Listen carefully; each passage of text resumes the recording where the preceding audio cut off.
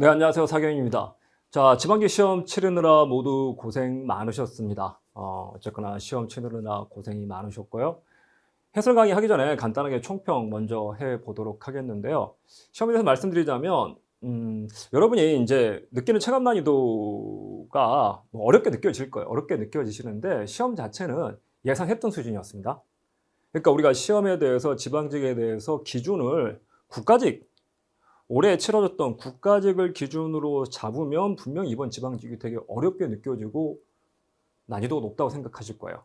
근데 제가 지난번 국가직 시험 끝나고 지방직 대비 어떻게 할 거냐 라이브 채팅 특강하면서 유튜브에 찍어 올린 영상에서 말씀드렸고, 평소에도 지방직에 대해서 양치기 모의고사 2 별도로 출간하고 별도로 강의하면서 강조해 드렸던 대로 지방직 시험의 벤치마크 비교 대상은 같은 해 치러진 국가직이 아니라 작년에 치러진 지방직이 돼야 된다고요. 근데 작년에 치러진 지방직, 작년 지방직 시험이 난이도가 역대급으로 어려웠잖아요. 근데 그게 일시적인 현상이 아닐 수가 있는 게, 제가 의심이 된다고 말씀드렸잖아요. 시험이 통합이 되면서 지방직이 예전에는 서울시랑 지방직 따로, 서울시는 따로 시험이 치러졌는데, 그리고 서울시가 문제가 좀 까다로운 문제들이 많이 출제가 됐는데, 이 시험이 통합되면서 아마도 지방직 출제위원이, 서울시 출제위원이 지방직으로 온 게 아닌가 합리적인 의심이 든다. 왜 그러냐면 작년에 난이도가 높아지면서 문제 스타일, 까다롭게 내는 스타일이 과거에 서울시랑 닮았다라고 말씀드렸고, 그렇다면 그분이 올해도 출제로 들어간다면 올해 시험도 만만치 않을 수 있다. 그러니까 국가직 수준이 아니라 그것보다는 조금 더 난이도를 높여가지고 좀 꼼꼼하게 대비를 하셔야 된다라고 강조를 드렸는데, 예상했던 수준으로 조금 나왔습니다. 그래서 올해 국가직하고 비교하면 어렵게 느꼈지만 작년 지방직에 비해서는 쉽게 나왔어요. 작년 지방직에 비해서 조금 더 쉽게. 물론 이번 시험이 막 쉽다라고 말할 수 있는 시험은 분명히 아닙니다. 쉽다라고 말할 수 있는 시험은 아니지만, 말 문제는 특히 말 문제 2문제가 되게 까다로웠어요. 까다로웠는데 말 문제 작년에 비하면 작년보다 까다로웠다라고 말하기 힘들어요. 작년에 현물 배당 나오고 정부에게서 국가 예구에 자기공채 나왔던 거에 비교해 보면 말 문제 2문제는 뭐 비슷한 수준으로 좀 평소에 우리가 대비했던 수준을 벗어나는 범위에서 2문제가 나왔습니다. 자, 근데 계산 문제 봐보세요. 이번 시험 계산 문제는 사실 계산 문제 중에서 난이도가 높다, 어려웠다, 맞추기 힘들었다라고 할 만한 문제는 제가 보기에는 없었습니다. 여러분들 시험장 나와가지고 틀렸던 문제, 지금 가담은 발표됐으니까 본인이 틀린 문제 다시 한번 풀어보세요. 안 풀리는 문제인가? 난이도 어렵지 않았거든요. 물론 지방직 시험이 숫자가 지저분하게 나오긴 해요. 숫자가 큼직큼직하게 뭐 1000단위, 만단위에서 딱딱 떨어지는 게 아니라 뭐 100단위, 10단위까지 내려가면서 지저분하게 나오고, 그러는 바람에 집중력이 흐트러지면, 시험 문제를 풀 때 집중력이 흐트러지면 자칫 계산 실수를 할 수 있기 때문에 그래서 좀 까다로워 보이지만 그건 익히 예상을 했고, 항상 지방직은 그렇게 나왔거든요. 그리고 뭐 한 문제 정도는 조금 어려웠습니다. 한 문제 원가 레버리지 문제가 물론 못 풀 수 없는 문제는 아니었지만 좀 풀기 위해서 조금 생각이 필요하고 조금 까다로운 문제 하나가 있어가지고, 그래서 제가 보기에는 그 말 문제 2개랑 거기다 하나 더 집어넣자면 원가 레버리지 문제, 요 3문제 정도가 좀 수험생한테는 부담이 되지 않았을까. 하지만 그 3문제 제끼고 나더라도 80점 정도는 맞을 수 있는 시험이었다고 보고요. 실제로 이제 저한테 강의를 들으신 분들, 제가 아까 가담을 올리고 나서 답글에 뭐 이렇게 달렸습니다. 댓글, 지금 가담을 올리고 달린 댓글이 4개인데 그 4개의 댓글이 쌤 저 회계 하나 틀렸어요. 감사합니다. 주당이익 말 문제 하나 틀렸습니다. 감사합니다. 95점 나왔어요. 이관은 꼭 하고 수기 남기겠어요. 댓글 4개 달린 것 중에 3개가 하나 틀렸습니다. 95점입니다. 라는 댓글이 달리거든요. 그래서 저한테 강의를 들으신 분은 상대적으로 조금 유리한 위치에 섰고, 작년에 제가 딴 데서 말씀드렸지만 합격 수기가 뭐 수강생이 더 적음에도 불구하고 합격 수기가 7배, 8배가 더 많았거든요. 올해도 아마 지금 국가직 때도 그랬지만 지방직 때도 좋은 결과가 있지 않을까 한번 예상을 해봅니다. 자, 어쨌거나 강의 시험 보시느라 고생 많으셨고, 조금 더 자세한 얘기는 제가 해설 강의를 통해 가지고 말씀드리도록 하겠습니다. 네, 이제 총평에 이어가지고 해설 강의 진행하도록 하겠습니다. 자, 먼저 이제 문제 간단하게 분석해 보면요. 이번에 20문제가 계산형이 좀 많았어요. 전체 20문제 중에서 계산형이 15문제, 그리고 말 문제가 5문제. 그 말 문제가 난도가 높게 나오고 계산형 문제 많다 보니까 시간이 오래 걸리고 말 문제는 또 만만치 않은 문제. 그래서 좀 시간의 압박을 좀 느끼셨을 텐데, 근데 사실 우리 이 부분에 대해서 우리는 사전에 연습을 그래서 많이 하라고 그랬잖아요. 많이 해왔고 항상 시험 보셔서 알겠지만 시간이 관건입니다. 세무직은 회계랑 세법 푸는데 시간이 오래 걸리기 때문에, 그래서 공통에다가 투입할 수 있는 시간도 상대적으로 줄고, 그다음에 회계에서 시간을 충분히 확보하지 못하면, 또 빨리 풀지 못하면 몰라서 푸는 게 아니라 시간이 부족해서 틀리거든요. 시간이 쫓겨서 틀리고. 그래서 저희가 모의고사 연습을 할 때부터 공타 기출부터 시간 제한을 두고 풀라고 계속 말씀을 드렸고, 그 연습을 했고, 모의고사 하면서도 저희가 최악의 경우 단답형 문제가 5문제밖에 안 나올 수 있다. 이거 모의고사 할 때 첫 시간에 OT하면서 했던 그 화면이거든요. 그래서 보통은 단답형이 7문제, 계산 문제가 13문제가 나오지만 우리는 조금 보수적으로 접근을 하자. 그래서 단답형이 줄어서 5문제, 계산형 문제가 15문제 나오는 걸 가정하더라도 요걸 20분 안에 1200초 안에 풀려면 계산형을 60초 안에 900초 풀어야 되고, 단답형은 30초 안에 150초에 풀어야 된다. 그래서 항상 이렇게 연습을 해왔었기 때문에, 그래서 저한테 들으신 분들은 상대적으로 시간 압박을 좀 덜 느끼셨을 거라고 보고요. 재무, 원가, 정부는 예상했던 대로 나왔습니다. 그래서 전반적으로 봤을 때 계산형 문제가 조금 예년에 비해서 많게 나왔지만 예측했던 범위 이내였기 때문에 많이 우리가 예상했던 범위를 벗어났다고 보기는 힘들고요. 그 다음에 정답률, 지금 2차 공단기 학경계책 서비스에서 2차 컷이 발표됐는데 그 자료까지 제가 좀 달라고 그랬거든요. 받아보니까 문항별로 정답률, 지금 이 노란색이 정답률인데 분포가 이렇습니다. 지금 제가 약간 이 갈색으로 표시한 건 정답률이 50%가 안 되는 문제가 4문제. 그래서 좀 고난도 문제, 고난도이기도 하고 수험생들, 지금 정답을 입력한, 공단계에서 정답 입력한 사람들의 정답률이 낮은 문제가 6번, 10번, 15번, 13번, 15번 문제였고요. 앞에 총평에서 말씀드린 대로 여기서 10번하고 15번 희석주당순이익하고 차이범가, 이 문제는 사실 기존 수험 범위를 벗어난 문제였다고 보시면 되고요. 뭐 제가 알기로는 그 어느 강사도 커리큘럼이 어마어마하게 증가한 커리큘럼이 훨씬 많은 강사도 이 두 문제에 대해서는 사실 커버를 하지 못했습니다. 자, 6번하고 13번 같은 경우도 이제 계산 문제인데 난도가 조금 있는 문제고요. 근데 이번 시험 특징 중에 하나가 여기서 드러나요. 지금 계산 문제랑 말 문제가 있는데 정답률이요. 계산 문제는 정답률이 평균 67%입니다. 근데 지금 말 문제가 5문제의 평균 정답률이 52%밖에 안 되거든요. 그래서 이번 시험은 말 문제가 훨씬 어려운 시험이었다. 계산 문제는 난도가 그렇게 높은 까다로운 문제가 없었는데 반면에 말 문제가 어려워서 특히 이 두 문제 10번, 15번이 기존의 범위를 벗어나는 문제에서 정답률이 많이 떨어져 있습니다. 자, 하나씩 보면요. 자, 1번. 주식회사 한국은 2001년 7월 초 현금 10,000원을 정기예금, 연이자율 10%, 1년 만기, 이자는 만기 일시 지급 조건에 가입하고 2001년 말 결산 시 정기예금에 대한 이자 수익을 장부에 기록하지 않았다.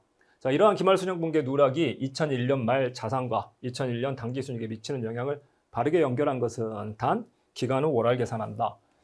자, 지금 회사가 이자 수익, 지금 2001년 7월부터 1년 동안 만기로 예금, 정기예금에 놓고 이자를 받기로 했는데, 그럼 6개월치 이자가 발생했잖아요. 발생했는데 이자를 받기는 내년 6월 30일 만기에 1년치 이자를 한 번에 받기 때문에 들어온 현금이 없고 여기에 대한 분괴를 누락했다. 그랬을 때 어떤 영향을 미치냐. 자, 지금 어떤 분괴를 누락을 했나요?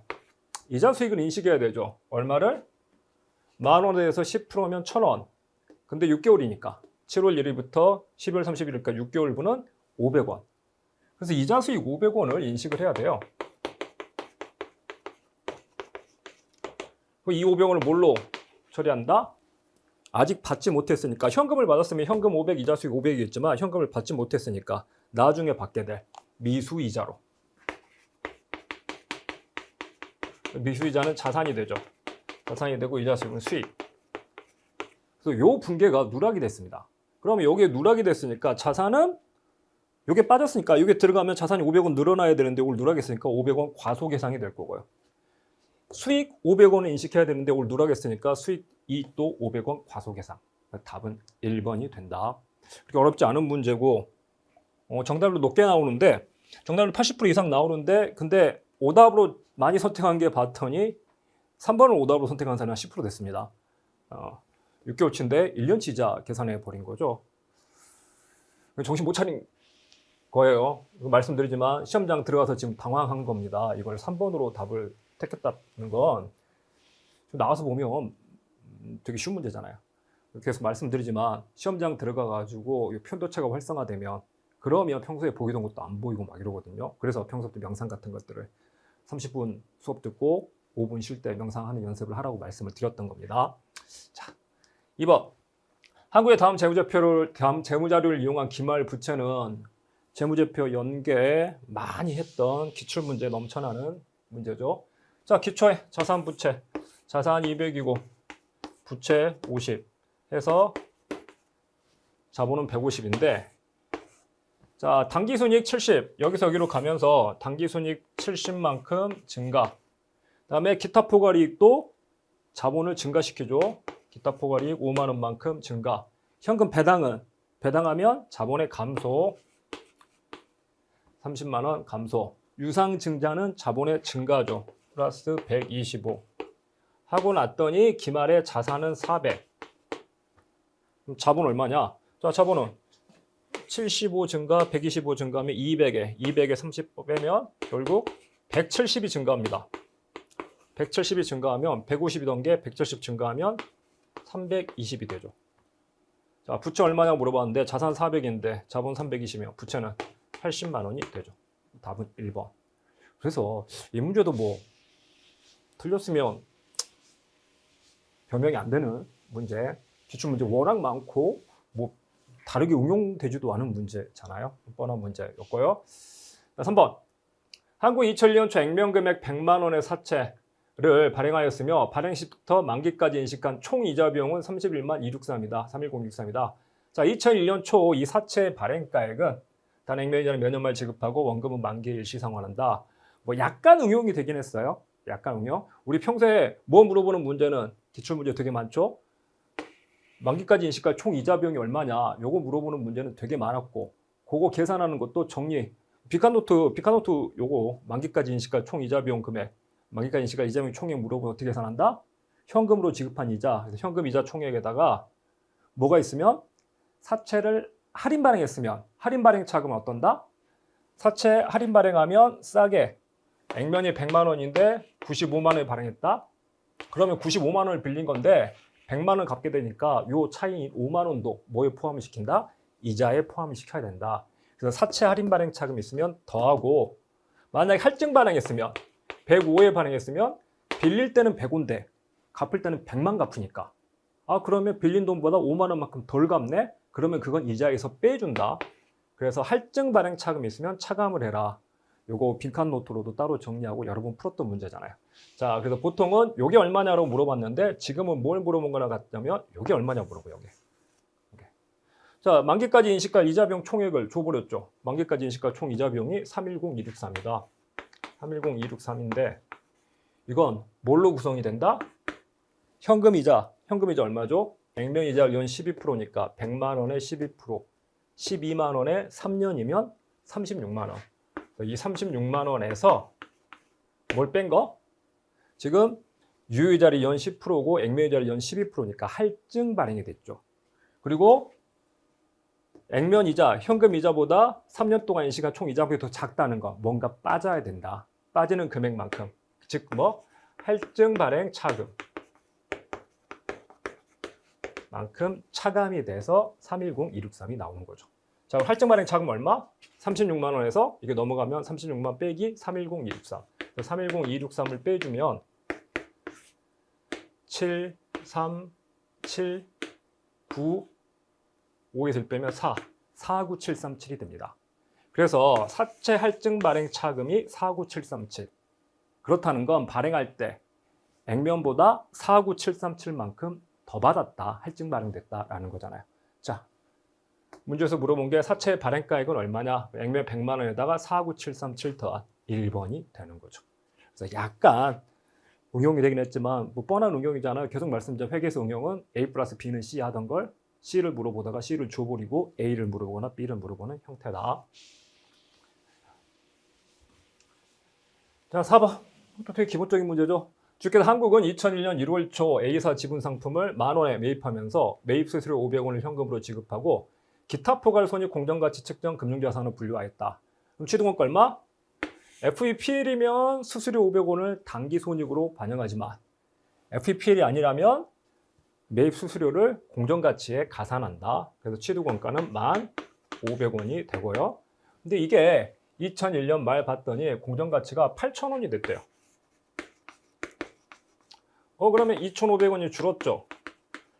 그러면 FBOCI니까 뭘로 측정하고 공정가치로 측정 8,000원 측정하고 그 차에 2,500원 뭘로 간다? 기타 포괄 손익으로 OCI로 보낸다.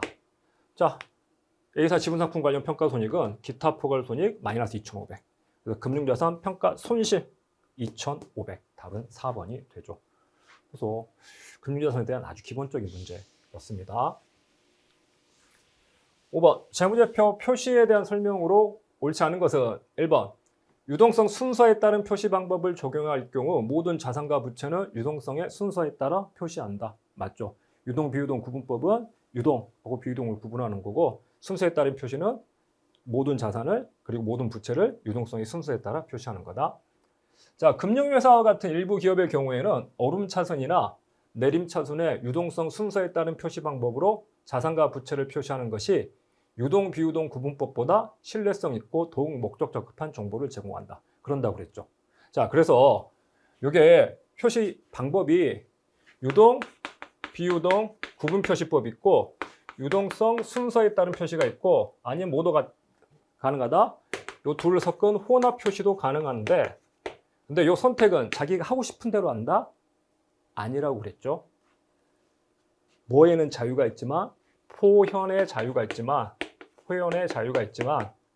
그래서 포괄 손익계산서를 단일의 손익계산서로 할 거냐, 두 개의 손익계산서로 할 거냐, 현금흐름표에서 영업현금흐름을 직접법으로 표시할 거냐, 간접법으로 표시할 거냐. 이건 자기 마음대로 선택할 수 있지만 뭐는 제약이 있다?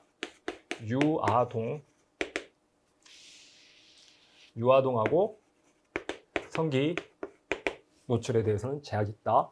그래서 유동, 비유동 요 구분하는 거 유동, 비유동 구분은 자기가 하고 싶은 대로 하는 게 아니라 뭐 하는 경우?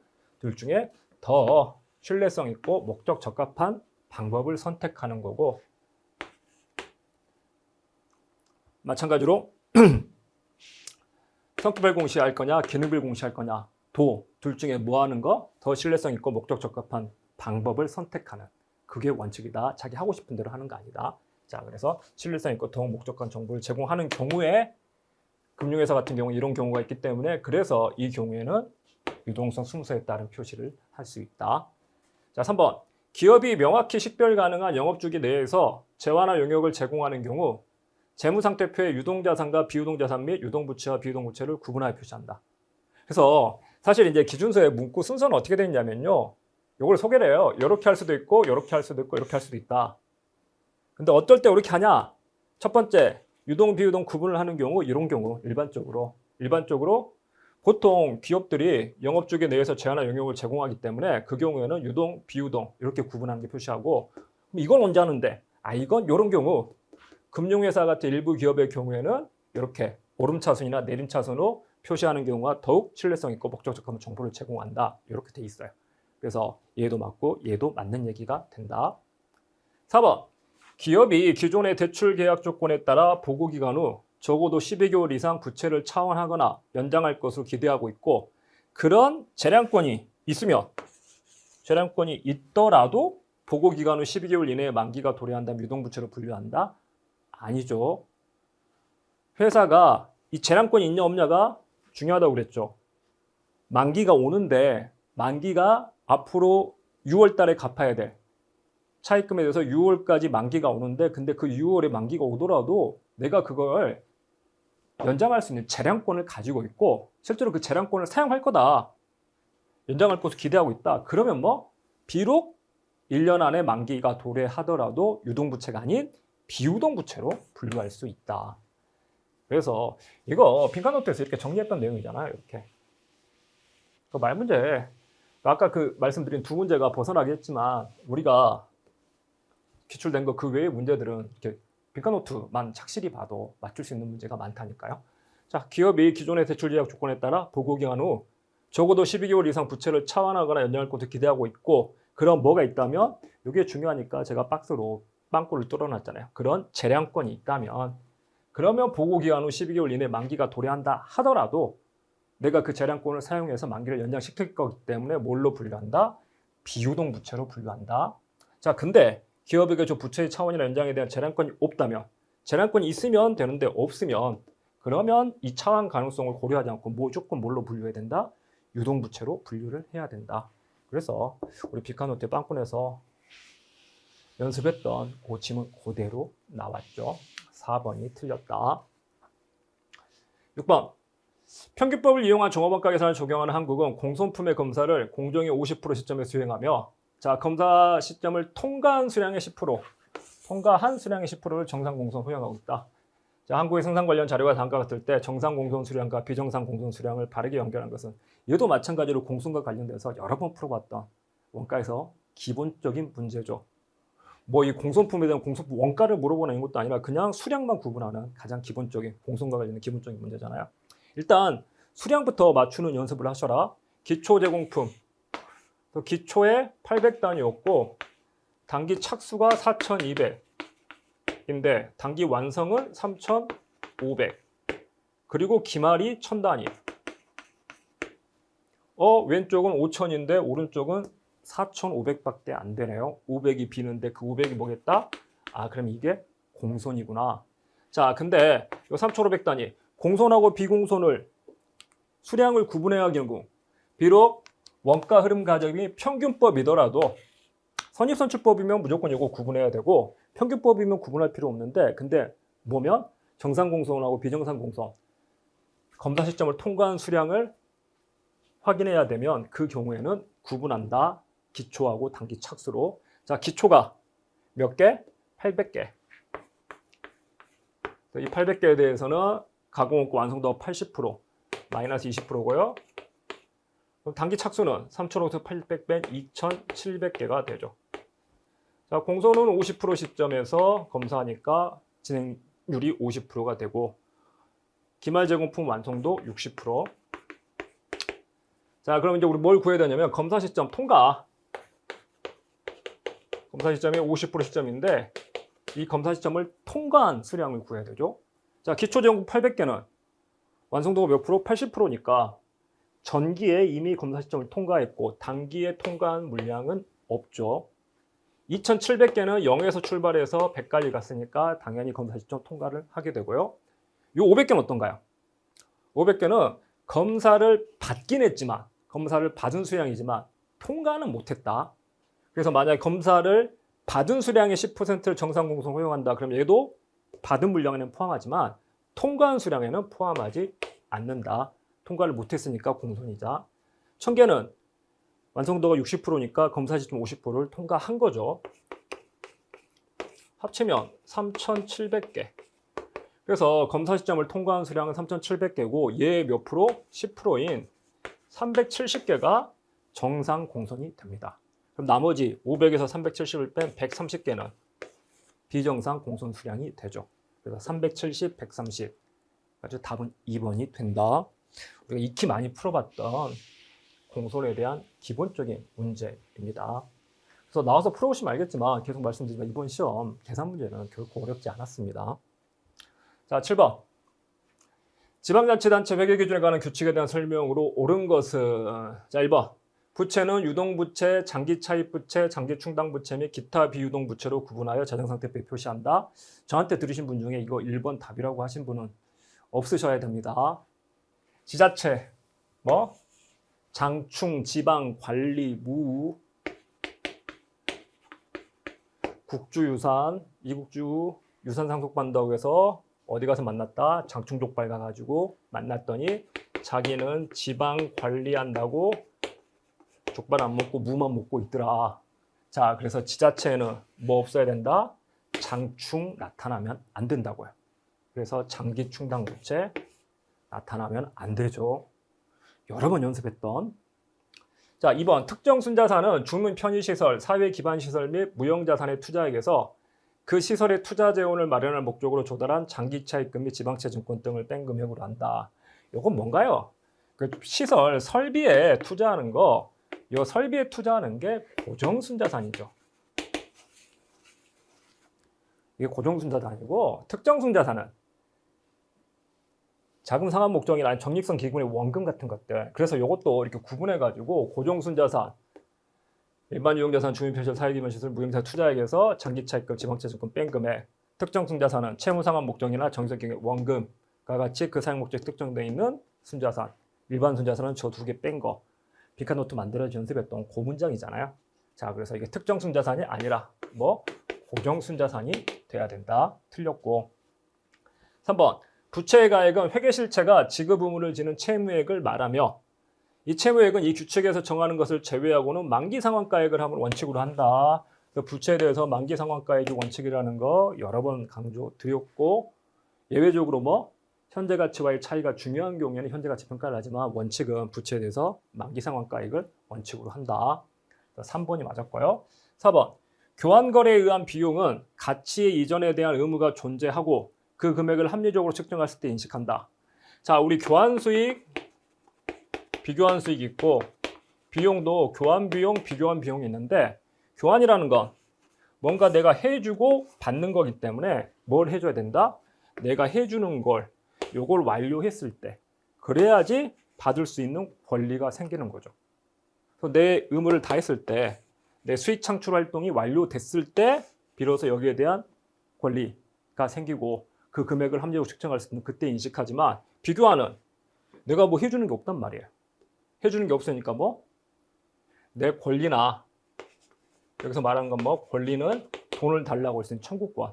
청구권이 확정되었을 때 그리고 금액을 추정할 수 있을 때 그때 수익으로 인식하고 비용도 마찬가지로 뭐 의무가 존재하고 그 금액을 합리적으로 측정했을 때 인식한다. 그래서 지금 요 의무가 존재하고 금액을 합리적으로 측정했을 때 인식하는 건 비교환 거래에 대한 비용이고요.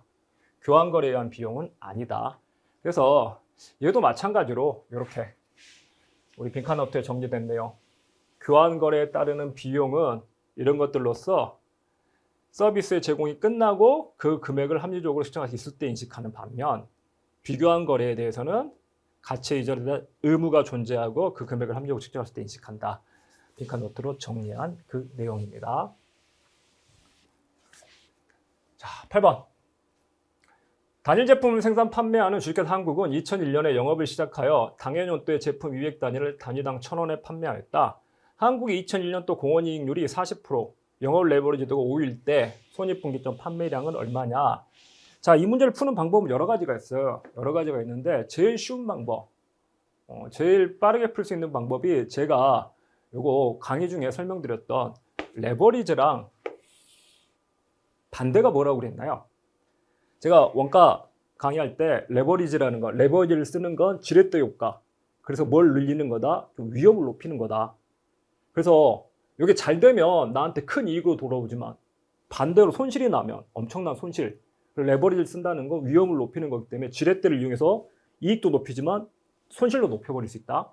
되게 위험한 거고 위험한 거기 때문에 반대가 뭐다? 반대는 안전한 거. 그래서 레버리지랑 안전한계가 역액관계에 있다라고 말씀을 드렸잖아요. 그리고 이거 가지고 모의고사 우리 그 기출문제 이거 이용해서 푸는 문제가 있어가지고 레버리지랑 안전한계랑 역수관계가 있다. 기출도 풀었고 그걸 양치기 모의고사에서 모의고사 2에서 숫자 조금 변형해서 다시 한번 그 연습을 했었습니다. 그래서 이 안전한계랑 레버리지가 역액관계다라는 걸 알면 자 영업 레버리지도가 5라면 안전한계율은 얼마다? 5분의 1. 요것만 알면 돼요. 요것만. 안전한계율이 5분의 1이라는 거. 안전한계율이 5분의 1이다? 뭐죠? 지금보다 매출이 5분의 1 줄어도 안전하다. 즉 5분의 1까지 줄어도 고지점이 뭐다? 손익분기점이다. 자 그러면요. 요거 뒤집어진다는 거 알면, 이거 제 기본 교재도 정리가 되어 있는 내용이잖아요. 안전한계율이 5분의 2다 알면, 자, 지금 제품 200단이에요. 몇 단위까지는 줄어도 된다? 5분의 1은 40단위까지는 줄어도. 그래서 지금 200단위 팔고 있는데 40단위가 줄어도 여기가 뭐다? BEP 손익분기점이다. 그러니까 아직 안전하다. 그래서 손익분기점은 160단위. 답은 4번. 그래서 그냥 20초 만에 풀어버릴 수 있는 문제거든요, 사실. 그래서 영업 레버리지도가 안전한계율의 역수다라는 걸 알면 바로 풀 수 있고, 근데 이게 이제 안 보일 수 있어요. 안 보이면 제가 어떻게 하라고 그랬나요? 그러면 그 경우는 그냥 레버리지도의 뜻이 뭔지 그걸로 풀어가라. 레버리지도는 뭐다? 매출액 증가할 때 영업이익이 얼마나 증가하냐? 즉 매출액이 10% 증가할 때 영업이익이 얼마나 증가한다? 50% 증가한다는 뜻이다. 그거 가지고 이거 풀어볼 수 있다고 그랬잖아요. 여기 생각이 안 나면, 생각나면 안전한계율이 5분의 1이다 해가지고 200 곱하기 5분의 1 해서 바로 160 풀어버릴 수 있고, 만약에 이게 생각이 안 나면 이렇게 풀라고요. 자, 지금 매출액이 얼마냐면 제품 200단위를 단위당 1,000원에 팔아서 매출액은 20만 원입니다. 자, 변동비는 공원이익률 40%니까 변동원가는 60% 해서 12만 원. 빼면 공원이익은 8만 원이 되고요. 여기다가 고정비가 지금 얼마인지는 안 나타나 있잖아요. 고정비가 얼마인지 모르겠지만 픽스드 코스트 F라고 그러면 이익은 8만 마이너스 F예요. 자, 근데 레버리지도가 5라는 건 이게 매출액이 10% 증가하면 이익은 얼마가 증가한다? 8만 마이너스 F가 이익인데 이게 50%가 증가하는 거라고요. 5배가 증가하는 거라고요. 자, 그러면 매출액 20만 원 10% 증가하면 22만 원이 되고, 변동비는 13만 2천 원 해서 공원이익은 8만 8천 원이 됩니다. 근데 고정비는 변하지 않죠. 그러면 8만 8천 마이너스 F가 된다고요. 자, 근데 요거에 50% 증가한 게 여기 같다는 거니까. 그럼 얘 곱하기 1.5를 하면 얘랑 같다고요. 그래서 8만 마이너스 F 곱하기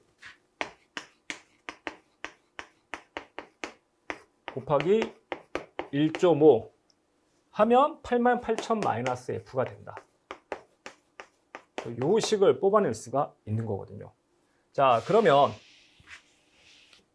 8만 곱하기 1.5 하면 12만이고 마이너스 1.5 F는 8만 8천 마이너스 F. 마이너스 1.5가 넘어가면 플러스 1.5. 1.5에서 F 빼면 0.5 F고요. 12만에서 8만 8천 넘어오면 마이너스 8만 8천. 12만에서 8만 8천 빼면 3만 2천. F는 F 곱하기 0.5가 3만 2천이니까 F는 6만 4천 원이 됩니다. 자, 6만 4천 원, 고정비가 6만 4천 원인데 손익분기점 물어봤어요. 손익분기점 판매량. 그러면 하나 팔 때 얼마씩 남는다? 제품 한 단위에 1,000원인데 공원이익률 40%면 단위당 공원이익은 400원. 하나 팔아서 400원씩 남는데 그 400원으로 6만 4천 원 고정비 뽑아내야 손익분기점이죠. 나누면 4, 1은 4, 4, 6에 24, 160단위. 답은 4번. 이렇게 풀어낼 수 있습니다. 자, 그래서 요 안전한계율이 영업 레버리지도랑 역관계다, 역수다라면 바로 이 30초 안에 풀어낼 수 있는 문제고, 그게 기억이 안 난다고 하더라도 안 나면 이렇게 매출액 증가 분의 영업이익 증가가 레버리지다라는 걸 계산하셔가지고 임의의 숫자 10% 증가했다, 그럼 50% 증가해야 된다 해가지고 방정식으로 풀어내는 방법 두 가지가 다 가능합니다. 자, 그나마 이 문제가 요 시기 기억이 안 났다면 저걸 떠올려서 풀어야 되기 때문에 그나마 계산 문제 중에서 그나마 까다로웠던 문제, 시간이 좀 걸리는 문제일 수 있었습니다. 그래서 제가 총평에서 말씀드렸던 까다롭다면 이 문제가 좀 까다롭지 않았을까. 안전한계율하고 영업 레버리지도가 역수관계라는 걸 떠올리지 못했다면 그러면 좀 까다로울 수 있다. 자, 9번. 한국 2001년 10월 초 기장치를 10만 원, 내용에서 4년 잔존가치 2만 원, 연수환급법 월할 생각에 취득한 후, 자, 2002년 1월 초 3만 원 자본적 지출을 하였다. 그 결과 2002년 1월 초 기장치 내용에서는 10년 잔존가치 5만 원으로 추정되었고, 자, 한국이 2002년 1월 초부터 감가상각 방법을 정액법으로 변경하였다면 2002년 포괄손익계산서에 보고할 감가상각비는 우리 여러 번 했던 추정의 변경, 감가상각 방법을 바꾸는 추정의 변경했던 거죠. 자, 그럼 일단 변경 시점의 장부금액 얼마인지 먼저 구한다. 자, 첫해 2001년 감가상각비 얼마냐면요. 자, 취득원가 10만 원에서 잔존가치 2만 원 빼면 감가상각 대상 금액은 8만 원 곱하기 연수학계법이니까 내용요수 4년이면 1, 2, 3, 4 더해가지고 10분의 첫 해니까 4. 근데 언제 취득했다? 10월 초에 취득했으니까 10, 11, 12 석 달이죠. 하면 이게 4분의 1이니까 곱하면 10분의 1. 그러면 8,000원이 첫 해 상각비가 됩니다. 자, 그러면 X1년 말 장부 금액은 10만 원에서 8,000원 빼 9만 2천 원이죠. 이 상태에서 X2년 1월 초에 자본적 지출을 하면 자본적 지출만큼 원가에 가산이 된다. 그러고 그 결과 2000년 1월 초 기장체 내용연수는 10년, 잔존가치는 5만 원으로 추정되었다. 자, 감가상각 방법 정해법이라면 감가상각비 얼마냐? 자, 그러면 이제 원가, 취득 원가가 12만 2천 원이 됐죠.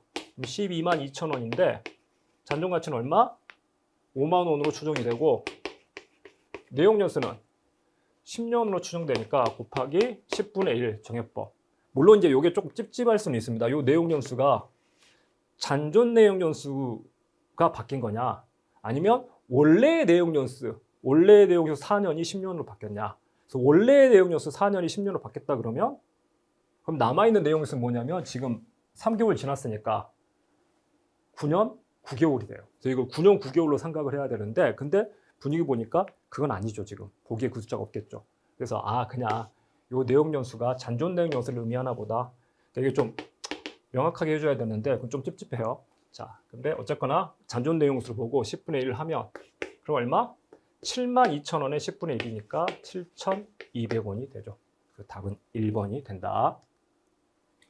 자, 그래서 얘도 마찬가지로 우리가 익히 많이 해봤던 회계 추정의 변경, 회계 추정 관련해 가지고는 다 감가상각비 문제만 신나게 풀었잖아요. 그 문제고요. 자, 10번. 얘가 이제 우리 범위를 벗어나는 문제죠. 벗어나는 문제고요. 사실 해설 안 듣고 그냥 지나가셔도 됩니다. 이 문제는. 주당이익에 대한 설명 물어봤는데 희석주당이익을 물어봤고요. 제가 강의할 때 희석주당이익은 우리 시험에서 출제되기 어렵다. 계산기도 없는데 희석주당이익을 계산 문제로 물어보기는 진짜 어렵고 그 다음에 말로 물어보면 그냥 뭐 정도만 대비해달라. 혹시 모르니까 다른 시험에서 희석효과가 있는 거랑 없는 걸 물어본 적이 있으니까 이런 거 던져주고 희석효과가 없는 거 물어보면 상한우선주, 상한우선주는 상한을 해버린 거기 때문에 희석효과가 없다. 잠재적 보통주가 아니다. 거기까지만 보라고 말씀드렸잖아요. 네, 그걸 벗어나는 문제가 나왔어요. 틀려도 되는 문제입니다. 합격에 지장을 주지 않는. 근데 대신 이런 문제를 꼭 출제를 해야 되냐? 실제로 지금 이 내용은요. 쉽게 말해서 어디 있냐면요. 여러분 그 CPA 소험서 보면 CPA 소험서는 진짜 두껍거든요. 중급 회계 책, 이제 CPA 같은 경우에는 회계 원리, 중급 회계, 고급 회계 막 이렇게 있지만 중급 회계 책만 우리 기본서의 2배 두께예요. 우리 기본서 두께의 2권이거든요. 그 CPA 수험서에서도 이걸 보론에서 다루고 있는 내용이에요. 보론. 봐도 되고 안 봐도 되는 나올 확률은 되게 낮지만 혹시 모르니까 공부할 게 더 이상 없다 싶으면 추가로 봐라라고 하는 보론. 그 문제를 9급 공무원 시험에 냈다라는 건 출제위원이 무슨 생각인지 모르겠는 문제인 거죠. 그래서 이 문제 같은 경우는 다시 이런 문제가 출제된다, 다시 대비를 하셔라. 물론 이 문제가 다시 출제된다라고 하면은 대비를 시켜드리겠지만 이 문제가 아니라 이 수준의 문제들이거든요. 이런 수준의, 이런 깊이 CPA 수험서 보론에 이것만 있겠어요? 다른 것들도 엄청 많지. 그 수준까지 대비를 시킨다 그러면 여러분 지금 공부량 4배로 늘려야 돼요. 아니잖아요. 틀리고 말지. 자, 그래서 무시해도 되는 문제입니다. 대신 그래도 이제 문제가 출제가 됐는데 그냥 아예 모르고 지나가는 것보다 그래도 푸느라고 한번 읽어봤으니까 머리에 드는 의문들 같은 것들은 잠깐 풀자고요. 그래서 설명은 드리지만 이걸 이제 이걸 익혔으니까 나중에 똑같은 문제가 나오면 다시 맞춰야지. 못 맞춰요. 지금 말씀드리겠지만 어차피 나중에 잘 기억이 안 날 거예요. 이건 여러분의 그 의식에는 기억이 안 날 거고 대신에 잠재의식에는 집어넣을 수가 있습니다. 옛날 한번 들었던 게 잠재의식에 들어가가지고 뭐가 있냐면 그 찍을 때 그 느낌이 있어요. 잠재의식에 집어넣는다는 건 뭐냐면 찍을 때 이거 왠지 답이 아닐 것 같은데 왠지가 아닐 것 같은데 거기에는 집어넣을 수가 있으니까 한번 말씀을 드릴게요. 자, 희석주당에는 쉽게 말해서 이거라고 그랬잖아요. 지금 예를 들어서 회사가 이익이 100만 원 났는데 근데 주식수가 1000주더라. 그러면 내가 이 회사 주식을 한 주 가지고 있는데 내 그 한 주 몫으로 이익이 얼마나 났다? 1000원 정도 이익이 났네. 그럼 요 주식을 가지고 있으면 이익이 한 1000원 정도 나. 야, 근데 요게 주가가 2000원밖에 안 해. 야, 그러면 2년만 기다리면 내가 투자 원금 뽑아내겠네. 뭐 5000원밖에 안 해 하더라도 야, 5년만 기다리면 야, 5000원짜리 주식 사서 1000원씩 이익 나면 수익률 20%? 야, 엄청 좋은 종목, 좋은 주식이네. 이런 것들을 판단하기 위해서 주당 이익을 계산하는데 근데 알고 봤더니 100만 원 이익에 1000주여서 주당 이익이 1000원이라고 생각했는데 알고 봤더니 요건 지금 발행된 주식이고 잠재 주식이 있다는 거죠. 잠재 주식. 언제나 주식수가 늘어날 수 있더라. 뭐냐면 직원들한테 스탁옵션 주는 거예요. 우리 주식기준보상 스탁옵션을 줘가지고 직원들이 가지고 있는 스탁옵션이 9,000주예요. 9,000주. 되게 싸게 직원들이 지금 이게 주가가 한 10,000원 되는데 막 100원에 살 수 있는 권리를 부여해버린 거예요.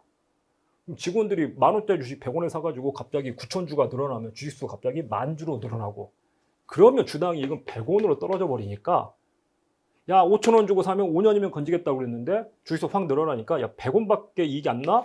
야 그러면 50년 걸리겠네? 야 5년이 아니었잖아. 요럴 위험이 있기 때문에 자 이렇게 잠재 주식이 뭐 있어? 잠재 주식이 발행이 되면 이익이 얼마나 낮아져? 얼마나 희석이 돼? 어디까지 주당 이익이 떨어져 버릴 수 있어? 요걸 보는 게 희석 주당 이익입니다. 자, 요 희석 주당 이익을 계산할 때 희석 효과가 있는 옵션이나 주식 매입권은 행사된 것으로 가정한다. 네. 요 스탁 옵션이 있다. 9,000주? 그럼 여기 행사됐다고 가정을 하는 거예요. 자, 이 경우 권리 행사에서 예상되는 현금 유입액은 보통주를 직전 회계 기간의 기말 종가 기준으로 발행하여 유입된 것으로 가정한다라고 하는데 근데 요거예요. 행사됐다고 가정을 할 때 어떻게 계산하냐면요. 야, 9,000주 스탁 옵션 9,000주 있으니까 그러면 희석 주식수 10,000주네? 바로 이렇게 계산하지 않아요. 그러니까 왜 그러는 생각해 보세요. 자, 스탁 옵션은 행사 가격 있잖아요. 행사 가격. 저 9,000주를 얼마에 살 수 있다. 자, 근데 이 행사 가격이 1,000원인 거예요. 그래. 행사 가격이 5,000원이라고 하죠. 그래. 행사 가격 그래. 쉽게 10,000원이라고 하죠. 10,000원. 그래서 직원들한테 우리 회사 주식을 10,000원에 살 수 있는 권리를 줘놨어요. 자, 그럼 직원들은 언제든지 주식을 10,000원에 살 수 있는데 근데 지금 주가가 얼마냐 봤더니요. 주가 5,000원이에요. 주가 5,000원이면 야 9,000주가 늘어날 거라고 생각을 해야 될까요? 오히려 지금 9,000주가 늘어나면 주주들 입장에서는 좋죠. 왜? 나는 5,000원 주고 샀는데 얘는 10,000원 주고 사주니까 내가 똑같은 주식을 10,000원 주고 뒤늦게 사가지고 그러면 그 10,000원이 회사에 돈으로 들어오잖아요. 회사가 그 돈 가지고 뭔가 더 해낼 거고 그리고 그 들어온 현금 10,000원이 내게 되잖아요. 내 몫이 되잖아요. 내가 지분을 1% 가지고 있으면 그 들어온 돈도 1%가 내게 되니까. 자, 그래서 뭐냐면 무조건 9,000주라고 해서 9,000주를 집어넣는 게 아니라 행사 가격보다 주가가 낮으면 행사 안 할 거잖아요. 그럼 희석 주식은 빵주예요, 빵주. 오히려 반희석돼 버린다고 그러거든요. 자, 그래서 뭐랑 따져보냐면 지금 주가랑 얘를 비교합니다. 그래서 행사되면 돈이 얼마 들어와?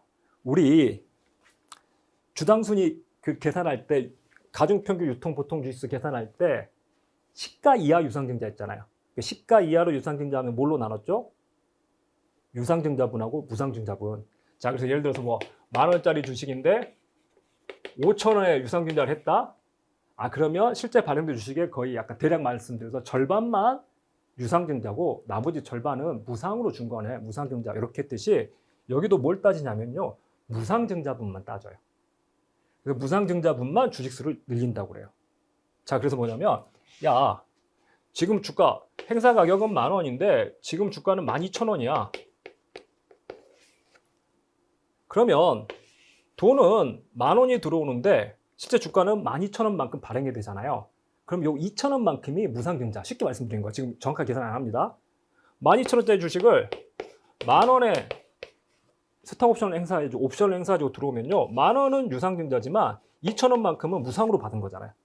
그래서 이 무상으로 받은 주식수만큼이 더해지는 거예요. 주식수에. 자, 근데 얘는 만약 주가가 5,000원인데 10,000원 행사하면 무상으로 받은 게 하나도 없잖아요. 그러니까 안 더해진다고요. 그래서 뭘 따져야 되냐면 지금 주가가 얼마냐. 이 주가랑 행사 가격을 비교해야 돼요. 자, 비교할 때 근데 이 주가라는 게 가만히 있는 게 아니라 계속 움직이잖아요. 어느 주가로 해야 되냐고요. 그래서 어떻게 하냐면 올해가 1월 1일부터 12월 31일이니까 이렇게 되면 이 주가를 뭘로 보냐면요. 이 기간 동안의 평균 주가로 봐요. 평균. 올해 주가가 막 오르고 떨어지는데 연평균 주가를 보니까 5,000원이었어. 그럼 이 5,000원을 가지고 얘를 비교해 가지고 희석 주식수를 따집니다. 그 얘기를 하는 거예요. 자, 그래서 요 5,000원, 요 주가를 비교를 할 때 연평균 주가를 써야 되는데 여기서 뭐라고 그랬냐면 자, 이 경우 권리 행사에 해당되는 현금 유입액. 아까 권리를 행사하면 돈이 얼마가 들어올지 그런 것들을 따질 때 저 보통주를 직전 회계 기간의 기말 종가 기준으로 해서 발행해서 유입등 가능한다? 아니라고요. 뭘로? 평균 가격으로. 직전 회계 기간이 아니라 이번 당 회계 기간에 평균 가격으로 발행해서 유입된 것으로 가정을 해요. 그래서 비교해가지고 희석 주식수를 계산합니다. 한번 듣고 잊으시면 돼요. 자, 2번. 보유자의 선택에 따라 보통주나 현금으로 결제하게 되는 계약의 경우에는 주식 결제와 현금 결제 중 희석 효과가 더 큰 방법으로 결제된다고 가정하여 희석주당일을 계산한다. 이것도 들어가면 되게 복잡한 얘기인데 그냥 여기서 연결시켜서 말씀을 드릴게요. 자, 이게 스탁옵션이잖아요. 스탁옵션이 행사되면 주식수 확 늘어날 수 있다. 근데 스탁옵션이 우리 배운 대로 두 가지가 있잖아요. 현금 결제형하고 주식 결제형. 현금 결제형은 현금을 주면 되고요. 근데 주식 결제형의 경우에는 주식을 발행해서 줘야 되거든요. 근데 뭐가 있냐면 이걸 선택할 수 있다고. 선택도 가능하고 그렇기 때문에 주식 보상 비용이 알고 들어가면 되게 복잡해진다고 그랬잖아요. 그래서 우리는 그냥 되게 심플하게 현금 결제형하고 주식 결제형 두 가지만 하고 끝내자. 더 이상 들어가지 말자. 들어가면 난리 난다. 했는데 사실은 들어가면 선택할 수 있어요. 선택을 누가 할 수 있냐면 종업원이 할 수 있고 회사가 할 수도 있어요. 근데 이건 뭐냐면 보유자, 스탁 옵션을 가진 종업원이 선택해가지고 종업원이 현금으로 줘. 그럼 현금을 줘야 되고 주식으로 줘. 그럼 주식으로 줘야 되는 경우. 그러면 뭘로 달라고 할지 모르잖아요. 그러면 어떤 경우를 계산하냐면 둘 다 계산해 본 다음에 희석 효과가 더 큰 거. 그러니까 우리는 뭘 지금 희석 주당 수익은 왜 해보는 거죠? 기본 주당 수익이 1,000원인데 근데 주식이 발행되면 이 주당 수익이 떨어져 버릴 수 있어. 어디까지 희석될 수 있는지 최대한 어디까지 떨어질 수 있는지를 한번 계산해 가지고 보여주라는 거예요. 그래서 너 지금 주당이 1,000원이지만 이렇게 새로운 주식 들어오면 100원까지도 떨어질 수 있어. 최대한 100원까지도 떨어질 수 있어. 그래서 이 최대한의 금액을 산정해서 보여주는 거거든요. 그래서 뭐냐면 둘 중에 희석 효과가 더 큰, 희석 효과가 더 크다는 건 뭐냐면 이게 더 많이 떨어지는. 자, 원래는 1,000원인데 현금 결제용으로 하면 뭐 800원까지 떨어지고 근데 주식 결제용으로 하면 700원까지 떨어져 버리더라. 그럼 뭘로? 700원으로 보여주라는 거예요. 그래서 이렇게 희석 효과가 더 큰 방법으로 결제된다고 가정해서 희석주당이익. 어차피 희석주당이익은 최악의 경우를 산정해가지고 얼마까지 떨어지는지를 보여주기 때문에 그래서 더 큰 방법으로 결제된다고 가정해서 희석주당이익을 계산합니다. 그래서 2번이 맞았어요. 2번이 맞았고요. 마찬가지로 듣고 흘리세요. 자, 3번. 얘는 뭐 말씀드렸던 거죠. 뭐 유통되는 보통 주식수나 잠재적 보통 주식수가 자본금 전입, 무상증자, 주식 분할로 증가하였거나 주식 병합으로 감소하였다. 이게 뭐냐면 돈이 들어오거나 나가는 게 없죠. 그러면 원구주에 가산을 해서 그래서 우리 주식 분할, 주식 병합, 무상증자 같은 거 되게 많이 계산 문제로 많이 했고 이렇게 되면 원구주를 늘리는데 그때 비교 표시되는 재무제표. 예를 들어서 작년에 이렇게 계산해가지고 주당수익이 1,000원이라고 계산했는데 올해 무상증자 한 주당 2주 해가지고 주식이 3,000주로 늘어났다? 그럼 올해 똑같이 이익이 100원 났는데 올해는 333원이 돼버리거든요. 주당이익이.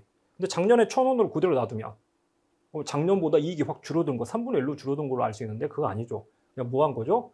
주식수만 3배가 늘어났기 때문에 그럼 이걸 소급해가지고 저 무상증자가 올해만 늘어난 게 아니라 작년 것도 늘어난 것처럼 계산해가지고 비교 표시하는 재무제표에 주당 순이익을 수정해 준다. 이렇게 말씀드렸잖아요. 그 얘기하는 겁니다. 비교 표시하는 기본 주당이익과 희석 주당이익을 소급해서 수정을 합니다. 1,000원 그대로 놔두는 게 아니라 333원이 됐다고 말씀드렸던 내용이죠. 4번 중단 영업에 대해 보고하는 기업은 중단 영업에 대한 기본 주당이익과 희석 주당이익을 포괄 손익계산서에 표시하지 않으며 주석으로도 공시하지 않는다. 자, 만약 회사가 이렇게 해가지고 지금 주당 1,000원이라고 이익을 발표를 했는데 근데 알고 보면 중단 영업이 있을 수 있다고 그랬잖아요. 이 이익이 다 어디서 난 거냐면 중단 영업에서 나던 거였어요. 이거 빼고 나면 사실 이 회사 이익이 안 나요. 그럼 이걸 그대로 보여줄 게 아니라 모두 보여주겠다. 이번에 중단하는 부분이 있으면 예를 들어서 저 1,000원 중에서 900원이 이익을 900원씩 내던 부분을 사업을 중단해 버렸다고요. 그럼 내년에는 이익이 주당 100원밖에 안 나겠죠. 그걸 보여주기 위해서 뭘 보여주냐면 중단 영업 부분에 대한 손익, 주당 이익이 얼마인지를 보여주라고 되어 있습니다. 그래서 그걸 보여줄 때 재무제표 본문에 보여줘도 되고 아니면 본문에 보여주거나 주석에 공시하라고 되어 있어요. 그래서 중단 영업이 있으면 중단 영업에 대해 보고하는 기업은 중단 영업에 대한 기본 주당이익, 계속 주당이익을 포괄 손익계산서에 표시하거나 주석으로 공시하다. 이렇게 되어 있습니다. 그래서 이 내용도 사실 기본서에 있긴 있는데 기본서에 이거 기본서에 적혀 있긴 있어요. 적혀 있긴 한데 제가 강조해 드리지 않았고 기본서에 적혀 있으니까 맞춰야 된다라고 얘기하면 나쁜 놈이죠, 제가. 계속 말씀드리지만 기본서는 회독하는 게 아니에요. 기본서에 있었으니까 맞췄어야 됩니다. 그딴 얘기하면 안 돼요. 자, 그래서 어쨌거나 보시면 알겠지만 이거 CPA 수험서 마찬가지로 보론에 들어가는 내용이고 이건 틀리라고 진짜 준 문제고 이런 문제를 맞추겠다고 공부하면 장수생 되는 거다. 그래서 지금 말씀드린 거 일단 시험 보고 궁금해하실 수 있으니까 제가 설명을 해드렸지만 그냥 교양이라고 생각하고 듣고 한쪽 귀로 흘리셔도 됩니다. 여러분 잠재의식에 이게 박히면 다행이고 박혔다가 나중에 꺼내 들어지면 다행이고 제일 좋은 건 이게 다시 꺼내들 일이 아마 없을 거예요. 없을 거니까 그냥 한번 듣고 흘리십시오. 자, 11번. 자, 2001년 5월 말 한국의 수정전 당좌예금 장부잔액과 거래은행 측 수정전 당좌예금 잔액이 일치하지 않는 원인은 다음과 같다. 은행 계정 조정표네요. 자, 한국의 수정전 당좌예금 장부잔액이 16만 원일 때 거래은행 측 수정전 당좌예금 잔액은 이건 양쪽 다 정확한 잔액을 물어보면 한쪽에서만 조정하면 되지만 양쪽 다 조정을 해야 되죠. 자, 회사 측 잔액, 은행 측 잔액, 회사 측에서 16만 원. 자, 한국이 거래은행에 입금 처리한 수표 3만 원이 부도 처리됐다. 근데 한국에 통보되지 않았다. 부도 수표 있어. 그러면 부도 처리된 만큼 당좌예금 회사 쪽에서 감소시켜야 되고요. 자, 거래처에서 상품 구입 대금 2만 원을 한국한테 입금했는데 회사는 아직 통보되지 않아서 모르고 있다. 미통지예금 플러스 2만 원 돈 들어온 거 가산해야 되고요. 자, 거래은행은 한국에 5월분 수수료 4만 원을 당좌예금 계좌에서 은행 쪽은 차감했는데 회사는 모르고 있으니까 요 은행 수수료도 차감을 해줘야 되죠. 한국이 기발행한 수표 만 원이 아직 거래은행에 지급되지 않았다. 기발행 미인 주수표는 은행 쪽에서 조정 만 원 빼줘야 되는 거고요. 한국은 현금 2만 원을 당좌예금 계좌에 입금하였으나 거래은행에서는 아직 입금 처리가 되지 않았다. 회사는 넣었는데 은행이 업무 마감됐다고 처리 안 해버렸다. 미기입 예금 플러스 2만 원 집어넣어줘야 되죠. 자, 그럼 정확한 예금 잔액은 마이너스 5만 원 빼니까 16만 원에서 5만 원 빠지면 11만 원이 정확한 잔액이 되고, 자, 조정 항목이 합치면 플러스 만 원. 만 원 더했더니 11만 원이다. 원래는 얼마였겠다? 10만 원이니까 만 원 더해서 11만 원이 된 거죠. 자, 그래서 은행 측 잔액은 10만 원. 답은 2번이 됩니다. 얘도 마찬가지로 익히 많이 연습했던 공탁에서 기본서 회독할 게 아니라 공탁기출 회독하셨다면 충분히 풀어낼 수 있는 문제입니다. 자, 12번. 한국은 표준원가 계산을 적용하고 있으며 고정제조간접원가 배비율 산정을 위한 기준주업 또는 만 기계시간, 고정제조간접원가 표준 배부율은 기계시간당 50원이다. 자, 실제 산출량에 허용된 표준주업도가 12,000 기계시간이고 실제 발생한 고정제조간접원가 66만 원일 때 고정제조간접원가 주업도 차이와 예산 차이를 바르게 연결한 것은, 자, 고정제조간접원가 차이 분석 많이 연습했던 거죠. 응용 안 되고 그대로 나온 겁니다. 심지어 이건 저만 푸는 방식이 다르다고 했는데 출제위원이 제 방식대로 문제를 냈어요. 이제 보면서 좀 놀랐어요. 왜 그런지 좀 설명드릴게요.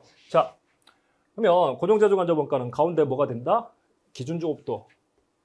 그래서 예산 자료가 가운데 들어가는데 기준조업도 가지고 계산한 예산이고, 왼쪽에는 표준원가 배부는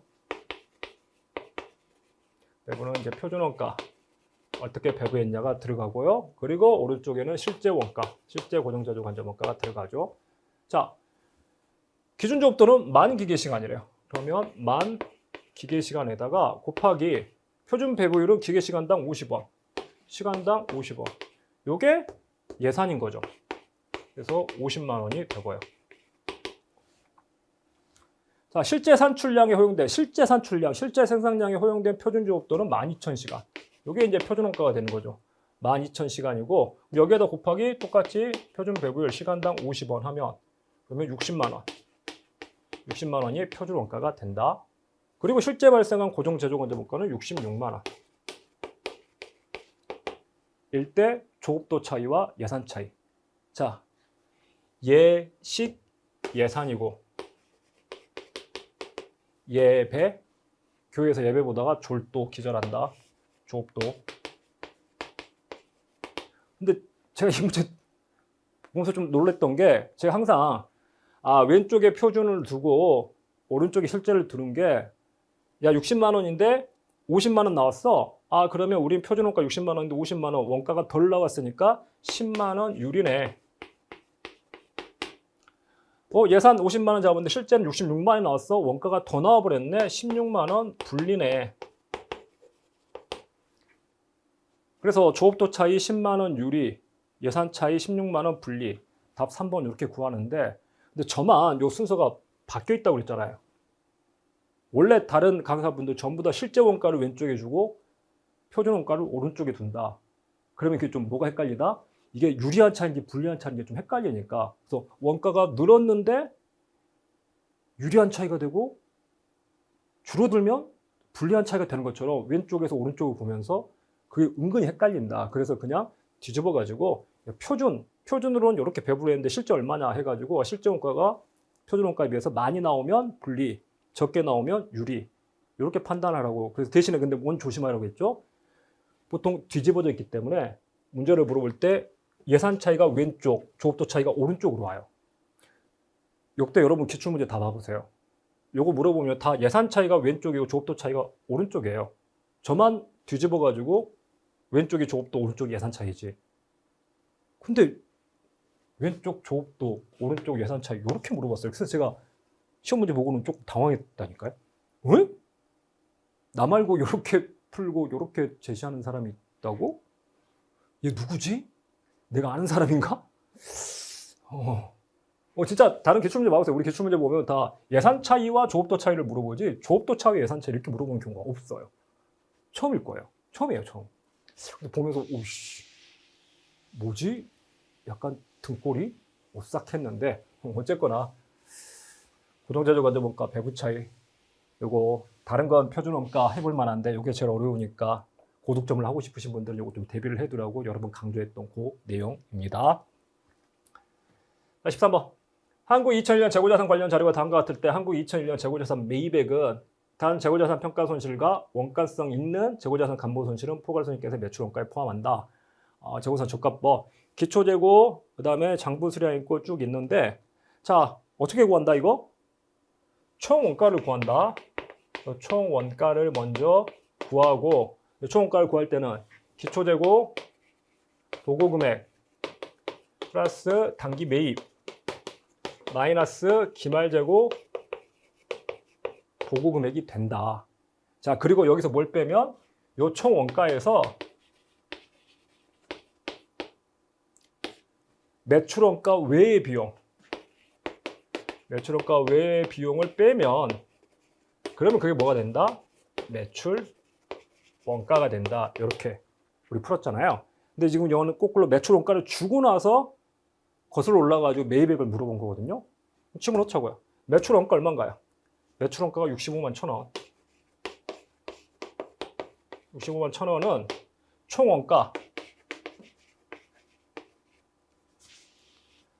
원가에서 매출 원가 외의 비용으로 보고되는 게 뭐? 자, 재고자산 감모 손실 중 40%는 원가성이 없다.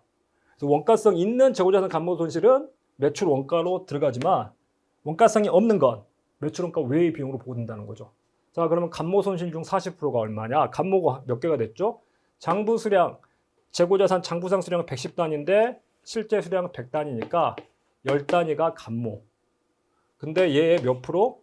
40%가 원가성이 없고, 그리고 개당 원가는 감모 손실을 먼저 인식한다, 평가 손실을 먼저 인식한다. 감평이기 때문에 감평사 감평이니까 감모 손실을 먼저 인식을 한다. 그래서 뭐 인식하기 전?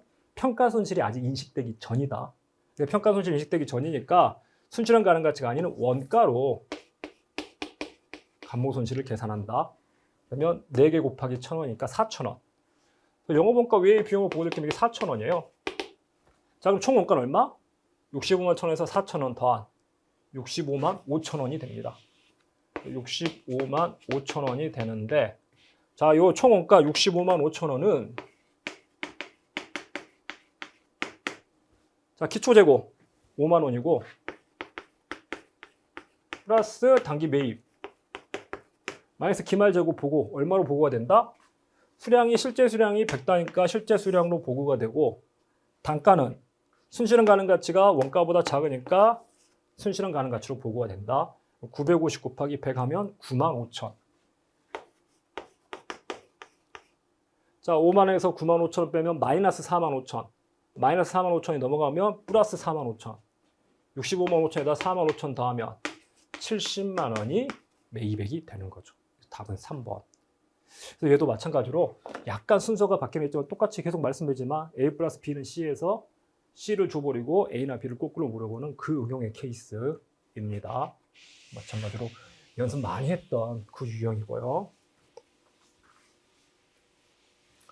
자, 14번. 한국의 2001년 매출 채권 관련 자료가 다음과 같을 때 2001년에 인식할 손상 차손은, 자, 2001년 초 잔액 3만 원, 2001년 중 6만 원 회수 불능, 2001년 말 기대신용 손실액 2만 원. 이거 뭐죠? 그냥 결산보 끝나버리는 문제죠. 되게 쉬운 문제. 그래서 이번 시험이 결코 작년보다 어렵지 않습니다. 작년 지방직보다 어렵진 않아요. 작년 지방직에는 계산 문제가 조금 까다로운 것들이 조금 있었어요. 자본유지 개념이나 그다음에 뭐 상호배분법이나 이런 것들이 좀 나와가지고 좀 까다로웠어요. 여러분이 그 문제들을 오래 공부하신 분은 작년에 기출이 됐기 때문에 그런 것들에 대해서 제가 실물자본 유지 이런 것들을 강조를 해드리고 상호배분법 보니까 공부를 한 상태에서 작년 문제를 보면 쉬운 것 같지만 작년에 시험 보신 분들은 상호배분법 우리 시험 처음 나온 거였거든요. 되게 당황했다고요. 자본유지도 그렇게 나온 케이스가 없었어요. 물가 수준 맞게 주고. 그래서 되게 당황했는데 올해 시험은 계산 문제에서 그 정도의 우리한테 당혹감을 주는 문제는 없었습니다. 자, 결과 기대신용 손실 2만 원이 결과가 돼야 되죠. 2만 원이 돼야 되는데 잔액은, 자, 기초에 얼마? 기초 잔액 3만 원인데 회수불능으로 6만 원. 그러면 얼마? 잔액이 마이너스 3만 원이죠. 2만 원 돼야 되는데 마이너스 3만 원이네요. 얼마 보충한다? 5만 원 보충. 답 3번. 끝. 우리 뭐 이거 손상차손 문제 중에 제일 쉬운 유형에 해당하죠. 어떠한 응용도 돼 있지 않은 가장 기본적인 문제입니다. 자, 15번. 자, 이 문제도 마찬가지로 우리 범위를 벗어나는 문제예요. 범위를 벗어나는 문제고, 지금 설명드린다고 해서 이거 꼭 아셔야 된다. 듣고 그런 게 있구나 하십시오. 자, 15번 차입원가에 대한 설명 옳지 않은 것은, 자, 이 적격자산에 대해서 좀 물어본 건데, 자, 적격자산은 여러 가지 자산, 우리 이제 수험에서는 주로 요 유형자산 건설과 관련된 것들만 다루고 있지만, 사실은 뭐 재고자산도 제조에 장기간이 소요된다. 그러면 적격자산이 될 수 있다. 대신에 뭐는 적격자산이 되지 않는다? 원가로 측정하는 게 아니라 공정가치로 측정하는 뭐 금무합생, 그 다음에는 금융자산, 그 다음에 생물자산. 이 두 가지는 자본화 대상 적격자산이 아니다. 자, 그럼 이 적격자산이 물리적으로 완성된 경우라면 일반적으로 해서 건물 같은 거, 건물 공사를 하는데 장기간이 소요되니까, 그래서 요 장기간이 소요되는데 건물이 완공이 됐어요. 완성된 경우라면 일상적인 건설 관련, 후속 관리 업무 등이 진행되고 있더라도, 자, 그래서 뭐냐면 이 적격자산을 취득하는데 자본화 기간이라는 게 있다고요. 언제부터 시작해가지고 언제까지, 그러니까 요 기간 동안에 이자 비용, 차입 원가를 자본화 시키자는 거니까. 그래서 이거 뭐냐, 자본화 개시 시점이라고 그러고 자본화 종료 시점이라고 그러거든요. 쉽게 말하면 요 공사하는 데라 돈이 지출되기 시작하고 완료된 그 지점까지를 자본화 기간이라고 합니다. 자, 근데 저거 뭐 물어보냐면요, 요 종료 언제 할 거냐? 적격자산이 물리적으로 완성, 건물이 물리적으로 다 완성이 됐어요. 완성된 경우라면 일상적인 건설 관련 후속 관리 업무 등이 진행되고 있더라도, 사실 우리 뭐 주택 같은 거, 아파트 같은 거 짓고 나면 건설 완공됐다고 바로 끝나는 게 아니라 그 뒤에 뭐들이 좀 하자 보수 막 이런 거 있거든요. 짜잘짜잘한 의무들이 좀 남아 있다고요. 저도 그래서 저희 집 살 때 제주 집을 샀는데 여름에 제주는 비가 위에서 내리는 게 아니라 비가 옆에서 내리거든요. 바람이 많이 불기 때문에 비가 위에서 떨어지는 게 아니라 옆에서 때려요. 빗물이 옆에서 때려가지고. 그래서 뭐냐면 우리 보통 막 건물에 방수 같은 걸 할 때 지붕을 방수하잖아요. 지붕을 방수하지 벽을 방수를 잘 안 해요. 물이 옆으로 이렇게 들어올 리는 없다고 생각하니까. 근데 제주는 비가 옆에서 때려가지고 물이 옆에서 들어와 버려요. 그것 때문에 나중에 뭐 했냐면 저도 이 벽에 대해서 다시 한번 방수하라고 그거 하자 신청해가지고, 그래서 이전 주인이 벽에 그 다 방수 칠해주고 왔어요. 원래 그 이전에 주인이 건설 하시는 분이어가지고. 그래서 그런 식으로 뭔가 후속 업무들이 짜잘짜잘하게 남아있을 수 있다고. 근데 이런 것들이 진행되고 있더라도 일반적으로 당해자산을 의도된 용도로 사용 가능한 것을 본다. 그래서 저게 사용 가능하다, 판매 가능하다, 그러면 그 시점을 종료 시점, 요 사용 가능한 때, 판매 가능한 때를 종료 시점을 보는데, 저런 하자 보수 의무가 짜잘짜잘 남아있다고 해서 이걸 계속해서 자본화시키는 건 아니라는 거죠. 저런 것들이 남아있더라도, 일상적인 건설 관련 후속 관리 업무들이 진행되고 있더라도 이때 사용 가능하고 판매 가능한 거 봐서 자본화를 종료한다. 계속해서 이때 이자 비용을 계속해서 막 이미 건물 팔렸는데 그 건물에 대해서 내가 원가를 계속 인식할 수가 없잖아요. 자, 그래서 맞는 지문이 되고요. 자, 적격자산을 의도된 용도로 사용 가능하게 하는데 필요한 활동. 그래서 그 필요한 활동, 이 활동이 개시되면 그때부터 이제 자본화를 시작하는데, 그 활동은 당해자산의 물리적인 재장 활동을 포함하나, 즉 건설, 물리적인 재장은 이제 공사하는 거 건설을 포함하나 그 이전 단계에서 이루어진 기술 및 관리상의 활동을 포함하지 않는다? 아니요. 건물을 짓기 위해서는 계약하고 바로 공구리 치는 게 아니라 뭐 해야 되죠?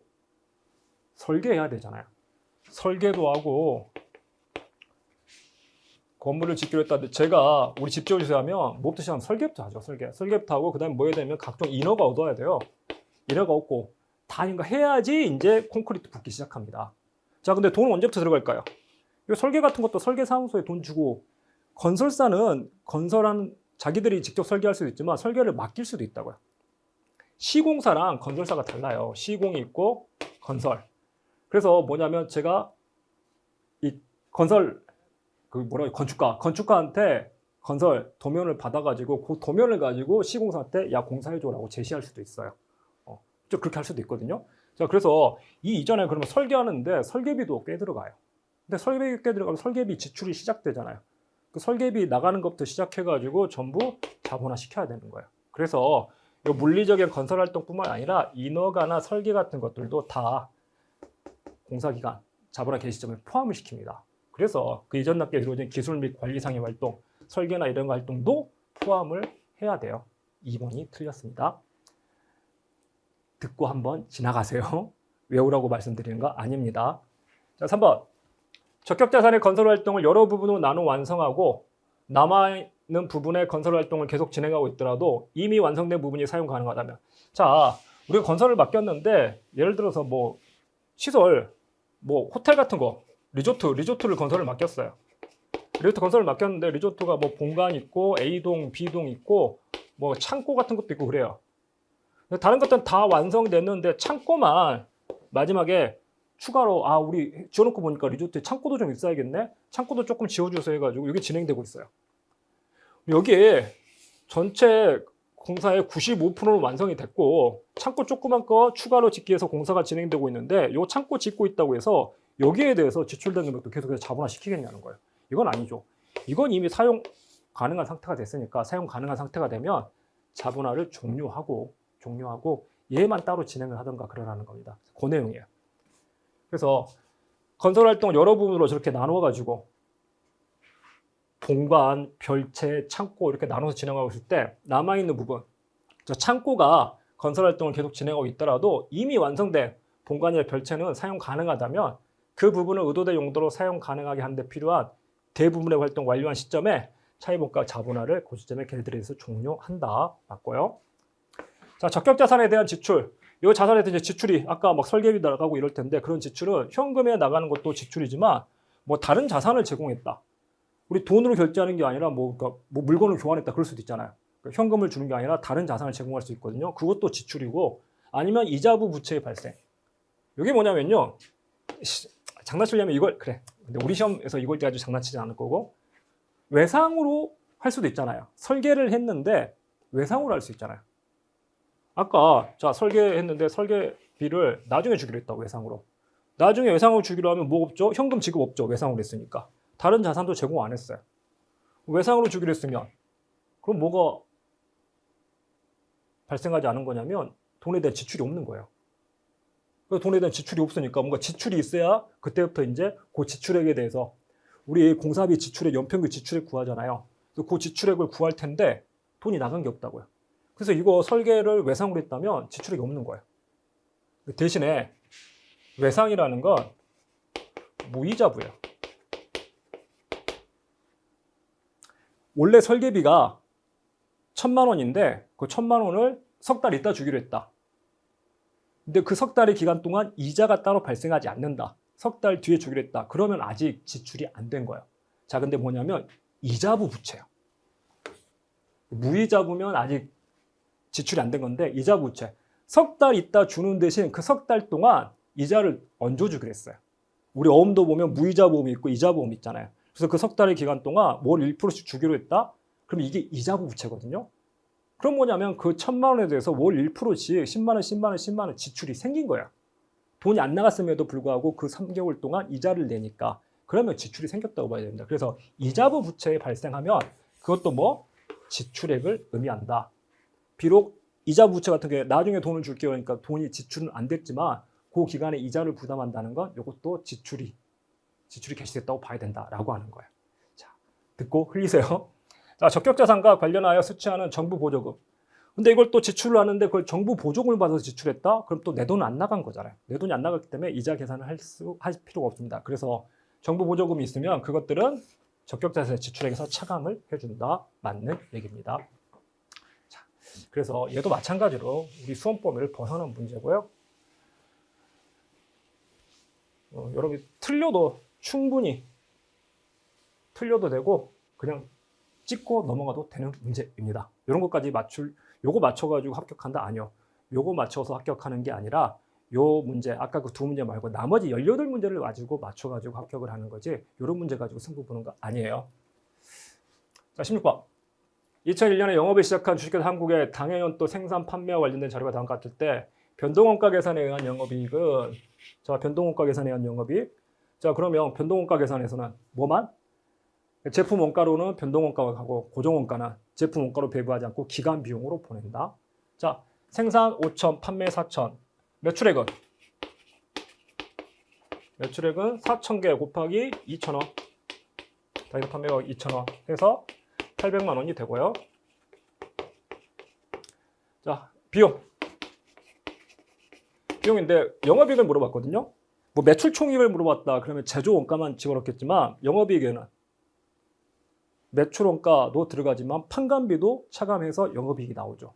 자, 그래서 매출 원가 판관비 다 포함해 가지고 비용을 변동비랑 고정비로 나누는 거죠. 자, 변동비 얼마? 단위당 판매 가격은 2,000원이고 단위당 직접 재료원가, DM, DEL, 변동제조 건조물가, 그리고 변동 판관비까지 다 변동비죠. 이게 단위당 변동비라고요. 900, 1200, 1400. 자, 그러면 4,000개에 대해서 1,400원. 그럼 4일은 4, 4, 46에서 560만 원이 변동비고요. 고정비는 그대로 들어오죠. 제조건조물가 35만 원, 판관비 15만 원에서 50만 원. 빼면 그러면 이게 영업이익이 되죠. 자, 그래서 800만 원에서 610만 원 빼니까 800에서 610 빼면 190만 원. 답은 2번이 됩니다. 어려울 거 없는 문제고요. 자, 17번. 회계 정책, 회계 추정의 변경 및 오류에 대한 설명으로 옳지 않은 것은, 이게 약간 뭐 만만한 질문은 아닌데 근데 답은 좀 쉽게 찾아낼 수 있는 질문입니다. 자, 1번. 투입 변수나 측정 기법의 변경이 회계 추정치에 미치는 영향은 전기 오류 수정에서 비롯되지 않는 한 회계 추정치 변경이다. 그럼 투입 변수나 측정 기법의 변경? 예를 들어서 대손 같은 거 추정할 때, 대손을 추정할 때 원래 그냥 우리 매출채권 잔액의 몇 프로, 잔액비례법 해가지고 매출채권 잔액의 뭐 1%만큼 대손이 발생한다고 가정을 했는데 요걸 야 좀 정교하지 않은 것 같다 해가지고 이걸 잔액비례법을 연령분석법으로 바꾼다고요. 그래서 그냥 매출채권 잔액통으로 해서 1%가 아니라 연령을 따져가지고 뭐 1개월 된 채권은 0. 몇 프로, 3개월 된 채권은 몇 프로, 6개월 된 채권은 몇 프로 바꾸는 게 뭐냐면 측정 기법, 투입 변수를 바꾸는 거거든요. 어쨌거나 그렇게 해서 미치는 영향은 그냥 추정치 변경이지 오류 수정이 아니다. 작년까지는 그렇게 추정하지 않다가 올해 바꿨다고 해서 작년에 잘못된 추정을 하는 거 아니다. 자, 그래서 추정치 변경은 맞고요. 2번. 기업의 재무상태, 재무성과 또는 현금 흐름을 특정한 의도대로 표시하기 위하여 중요하거나 중요하지 않은 오류를 포함하여 작성된 재무제표는, 말이 어렵지만 이거 뭔 얘기죠? 그냥 무슨 의도를 가지고 재무제표 숫자를 오류가 포함된 숫자로, 그냥 오류가 포함된 채로 내보냈다? 이건 한국채택국제에 따라 작성되었다고 할 수 없죠. 그죠? 이건 회계기준을 준수하지 않은 거기 때문에 오류를 포함시켜가지고 재무제표 만들면 절대 한국채택국제에 따라 작성된 재무제표라고 할 수 없다. 맞고. 3번. 회계추정의 변경 효과가 변경이 발생한 기간과 미래 기간에 모두 영향을 미치는 경우 발생한 기간에는 회계추정 변경 효과를 당기손익에 포함하여 전체적으로 인식하고 미래 기간에는 회계추정 변경 효과를 기타 포괄손익으로 하여 전체적으로 인식한다. 근데 뭔 얘기인지는 그냥 들어가지고 뭐지 싶지만 회계추정 변경 효과를 무슨 기타 포괄손익으로 인식한다? 이런 건 없잖아요. 그러니까 이게 사실은 이 문장, 출제위원이 그냥 기준서에 있는 문장 복사해서 붙인 건데 앞뒤 얘기 다 빼고 중간에 있는 문장 빼서 붙여놓고 야 기준서에 있는 문장이니까 맞는 문장이야. 기준서에 있는 문장인데 내가 고쳤으니까 틀린 문장이야. 이런 식으로 문제를 낸 건데 짜증나긴 하지만 이게 앞에 전에 있는 내용이 뭐냐면요. 저 회계 추정의 변경, 그러니까 회계 추정 변경, 이 추정의 변경이 크게 보면 두 가지가 있다고 구분하는 거죠. 추정의 변경이 이게 단기 손익에만 미치는 영향, 단기 손익에만 영향을 미치는 경우가 있고 아니면 단기뿐만이 아니라 미래 기간에도 영향을 미치는 경우가 있다 하면서 예시들이 나와요 앞에. 단기에만 영향을 미치는 예를 들어서 뭐 대손. 아까 그 대손에 관한 추정은 원래는 매출액의 1% 하기로 했다가 연령 분석 바꿨다? 그렇다고 해서 뭐 미래에 약속된, 미래에 예상된 대손 상각비가 있었던 건 아니잖아요.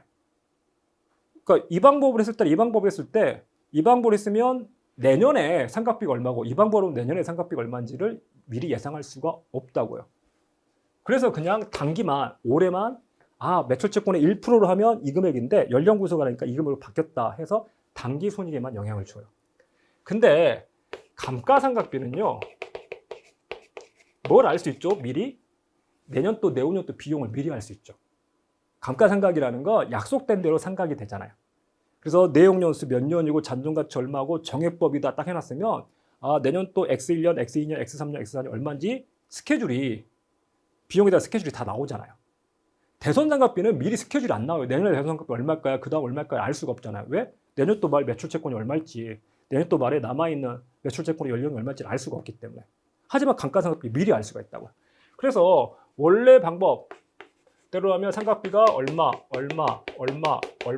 이렇게 X 1년 때부터 쭉 갔을 텐데 변경했더니 금액이 바뀌는 거예요. 그러잖아요. 원래 방법대로 이렇게 했을 텐데 정해법이라면 얼마 일정한 금액으로 갔을 건데 연령 분석법이래.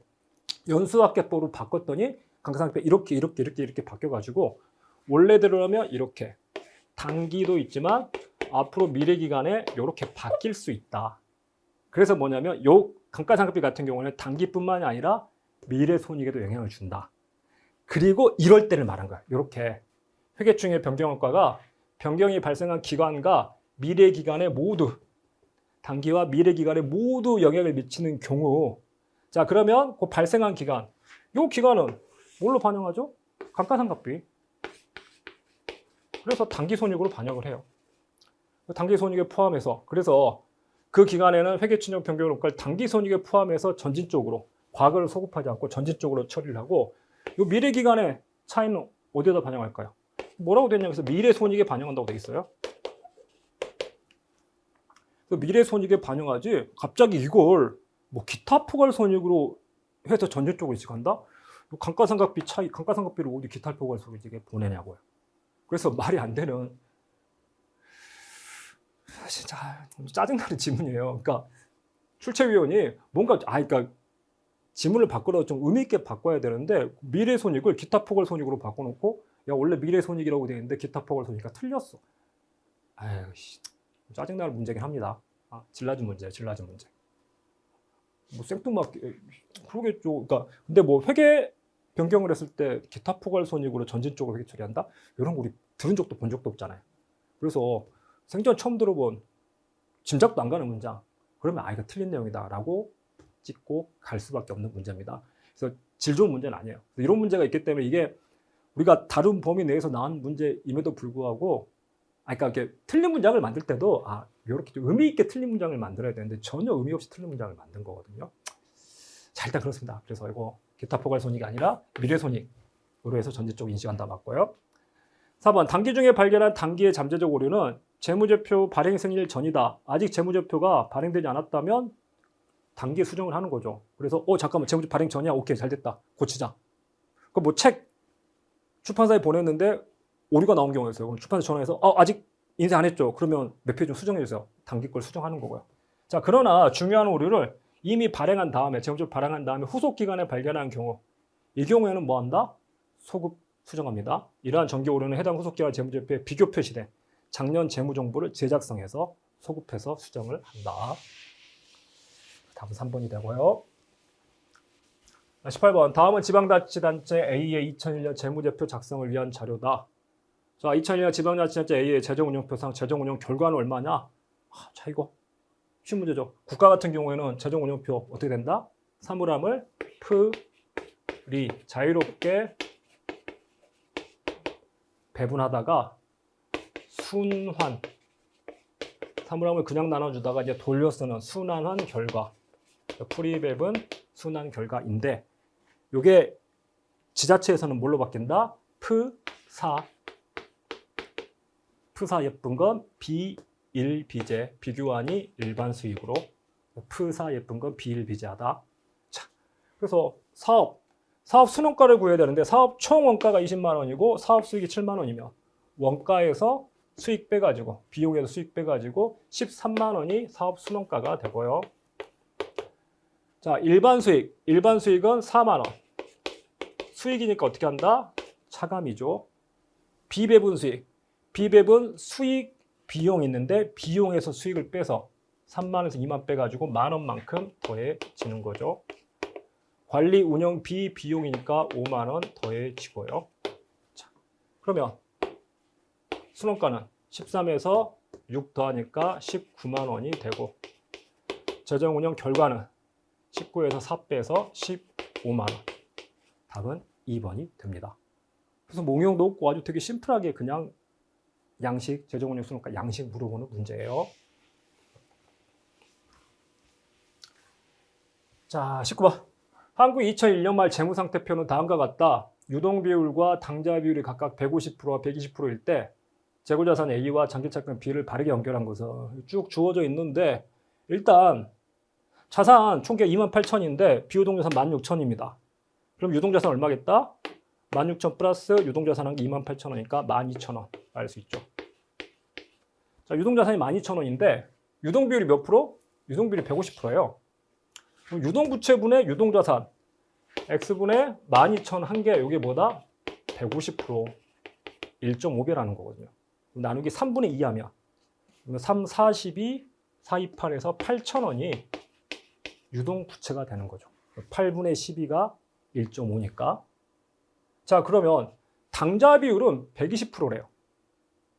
당좌 비율은 유동 비율이 150%인데 당좌 비율이 120%면 당좌 자산 얼마다? 8,000 곱하기 120%. 그럼 8이는 8, 8이 16에서 9,600원이 당좌 자산입니다. 근데 당좌 자산은 뭐죠?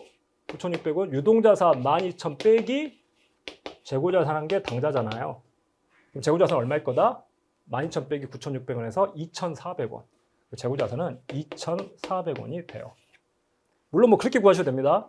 유동부채 8,000원에다가 곱하기 유동비율을 하면 유동자산이고 곱하기 당좌 비율을 하면 당좌자산인데 유동비율, 유동자산에서 당좌자산 뺀 게 재고자산이니까 이렇게 구하셔도 돼요. 그래서 8,000원에다 곱하기 30%에서 2,400 이렇게 구하셔도 되고. 자, 장기차익금 얼마냐? 자, 지금 자본 총계가 13,000. 부채 총계는 얼마? 28,000에서 13,000 빼면 15,000원이고요. 부채가 15,000원인데 유동부채가 8,000원이면 비유동부채는 7,000이 되는 거죠. 자, 근데 비유동부채가 다 뭐다? 장기차익금이니까 장기차익금 7,000. 그래서 A는 2,400, B는 7,000. A는 2,400, B는 7,000에서 1번이 답이 됩니다. 그래도 뭐 그렇게 어려운 문제라고 보기는 힘들어요. 자, 20번. 한국은 정상 개별 원가 계산을 적용하고 있으며 기계 가동 시간을 기준으로 제조 간접 원가를 예정 배부한다. 자, 한국의 2001년 제조 간접 원가 관련 자료가 다음과 같을 때 실제 발생한 제조 간접 원가 얼마냐?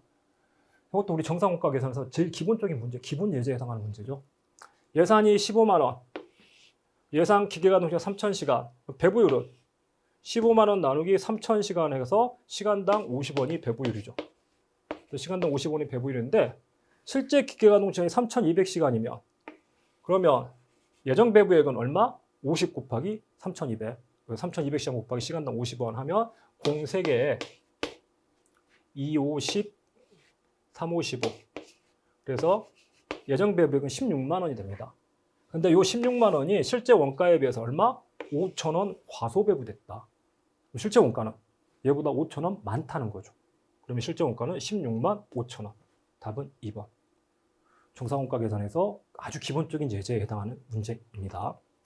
자, 그래서 보셔서 알겠지만 말 문제 두 문제가 범위를 좀 벗어나서 나와서 조금 어려웠지, 어렵게 느껴졌지, 그 두 문제 빼고 나면 뭐 아까 말씀드린 회계 변경 같은 경우에 출제의지 좀 문제를 지저분하게 응용해서 돼가지고 약간 좀 그래 보이고, 그다음에 아까 원가 그 레버리지가 안전한계율의 역수다, 요걸 떠올리지 못하면 조금 계산이 좀 까다로울 수 있겠지만 나머지 문제들은 진짜 크게 응용되거나 크게 좀 꼬아서 낸 문제, 오히려 기본 예제 수준의 문제들이 훨씬 많았습니다.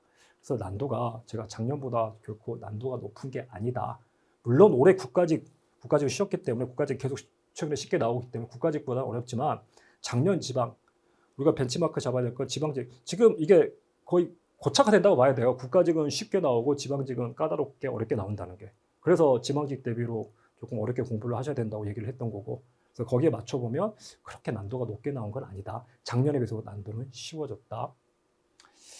자, 뭐 끝나고 나서 고민이 많이 되실 겁니다. 지금 이제 뭐 해설 강의를 보신 분은 뭐 대부분 올해 시험이 사실 올해 이제 9급 일정은 끝났기 때문에, 그래서 지금 해설 강의를 들으신 분들은 대부분 뭔가 더 해야 되냐 말아야 되냐, 올해 일정 가지고 뭐 합격하셔가지고 원하는 결과가 나왔다 그러면 굳이 해설 강의도 듣지 않을 것 같고, 해설 강의 들으시는 분들은 뭔가 복귀가 필요하고 아니면 또 뭐 반성이나 아니면 그 다음 단계 내년에 한 번 더 하든지 아니면 뭐 7급 7급 준비 중인데 시험 삼아서 9급 봐봤는데 틀린 문제가 있어서 그걸 확인하기 위해서 들어왔을 수도 있고 뭐 그럴 수 있는데요. 이제 상당수분들은 이제 원하는 결과를 얻지 못하신 분들은 해설 강의를 보면서 복귀하면서 이제 그 고민을 할 거예요. 내년에 1년 더 해야 되냐 말아야 되냐 사실 요 고민도 하고 그럴 텐데. 근데 드리고 싶은 말씀 그거예요. 하는 게 맞다, 안 하는 게 맞다 말씀을 드릴 수는 없고요. 요거 한번 생각해 보시면 좋겠어요. 진짜 마지막으로 공부를 계속할지 말지 고민이 될 때 요거 어떤가요? 여러분은 스스로한테 점수를 몇 점을 줄 수 있나요? 그러니까 사실 지금 시험 결과는 여러분이 여러분한테 준 점수는 아니고 출제 기관이 국가가 여러분한테 준 점수 뭐 지금 확정 안 됐지만 지금 예상되는 점수가 국가가 여러분한테 준 점수잖아요. 그 점수 말고 여러분이 여러분한테 줄 수 있는 점수는 몇 점인가요? 이게 되게 저는 중요하다고 생각을 해요. 자기가 자기한테 점수를 몇 점을 줄 수 있냐. 그러니까 이게 상징적으로 하는 드리는 말씀이 아니라 저는 이걸 항상 생각을 하거든요. 제가 하는 일에 대해서 내 스스로 만족할 수 있냐. 이게 중요해요. 남이 나한테 제가 어디 강의했는데 강의 평점이 막 되게 잘 나왔더라? 아니요. 강의를 못했는데 점수가 잘 나올 때도 있고요. 내 스스로 만족하는 강의를 했는데 점수가 안 나올 때도 있어요. 진짜 그래요. 진짜. 제가 기업 강의를 2006년부터 2007년부터 시작해가지고 지금 뭐 한 16년 이렇게 했고 시간으로 따지면 5,000시간 정도 했어요.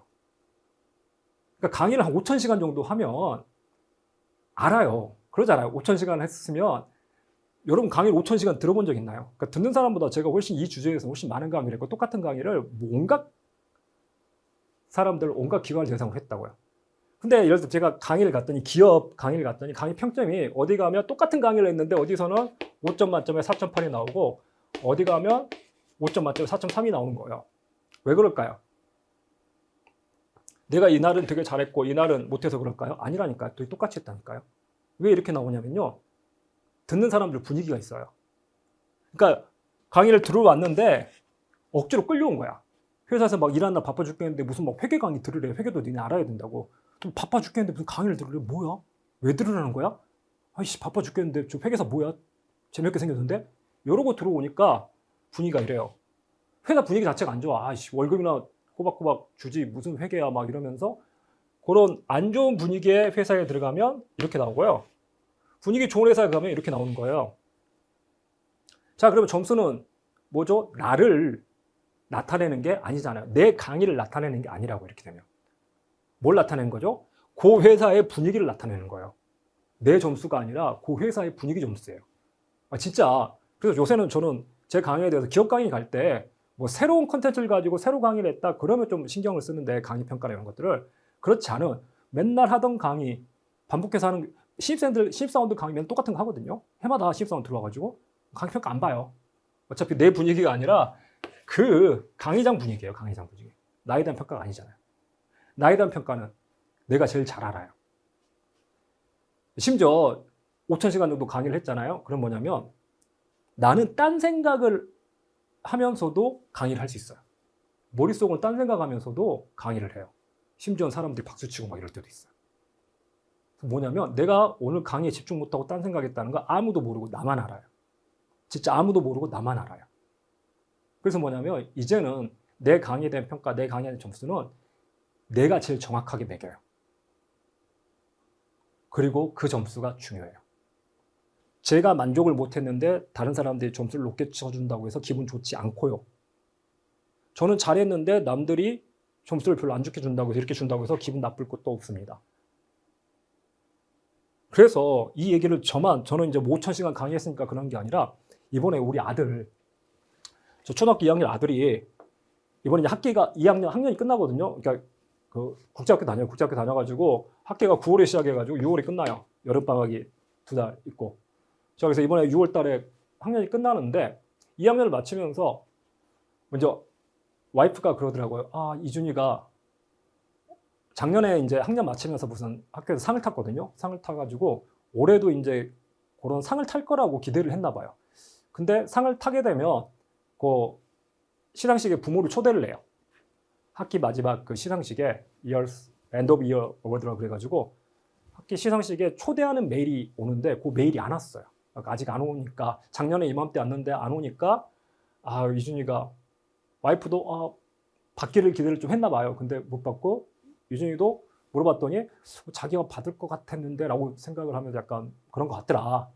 그래서 제가 뭐 했냐면 난 그거 별로 중요하다고 생각하지 않는다. 지금 얘한테 학교에서 어떤 점수를 주는 게 중요한 게 아니라 아이가 자기한테 얼마나 점수를 줄 수 있냐. 이게 중요하다. 실제로 제가 아이한테 한 얘기입니다. 지난주에 한 얘기예요. 뭐라고 했냐면 이준아, 네가 보기에 너 2학년, 1월부터 2학년은 네가 보기에는 몇 점 정도 줄 수 있을 것 같아? 제가 이걸 물어봤어요. 진짜로. 아이한테 물어봤어요.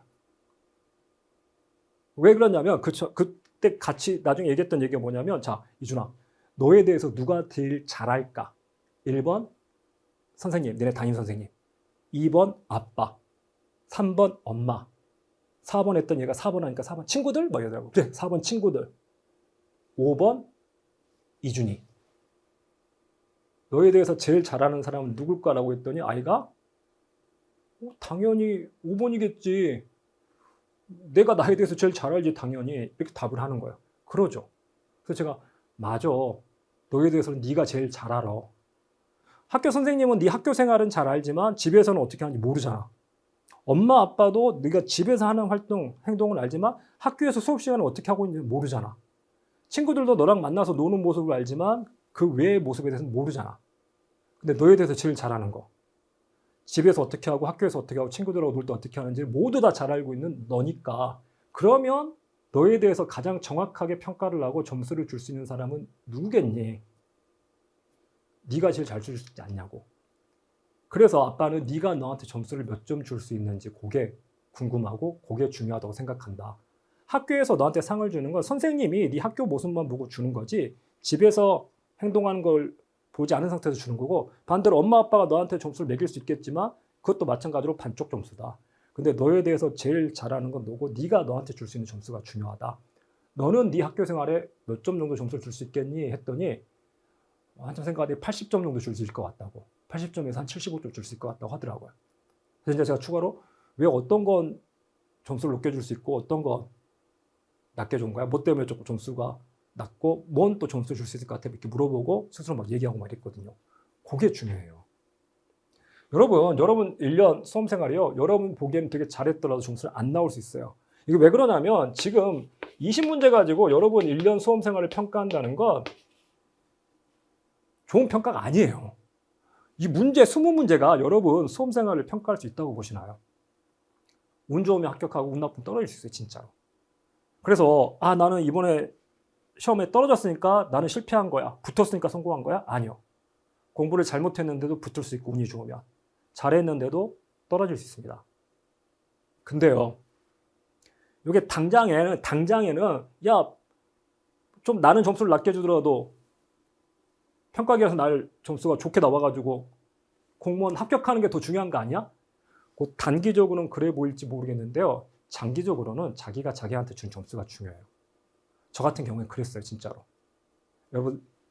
지금 여러분 예를 들어서 30대 정도 되셨잖아요. 인생의 한 3분의 1 정도 샀다고. 인생의 한 3분의 1. 인생의 한 3분의 1 정도 사셨을 거예요. 3분의 1이면 몇 시 정도 됐을까요?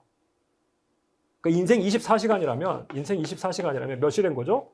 3분의 1이니까 지금 8시 된 거예요. 8시. 아침 8시라고 지금. 여러분 지금 아침 8시는 어떤 시간인가요? 뭔가 하루를 정리하는 시간, 성과를 내는 시간이 아니에요. 아침 8시는 이제 준비하는 단계예요. 여러분 공무원 생활 시작하면 이제 인생이 시작되고 여러분 직장생활 이제 시작되는 거예요. 이제 출근하기 시작하는 시간이라고요. 그 8시에 뭔가 완성되거나 정리가 되지 않아요. 앞으로 이제부터 시작해가지고 어떻게 사는지가 중요한데 여기서 뭐 저 20문제 중에서 몇 문제 더 맞췄다?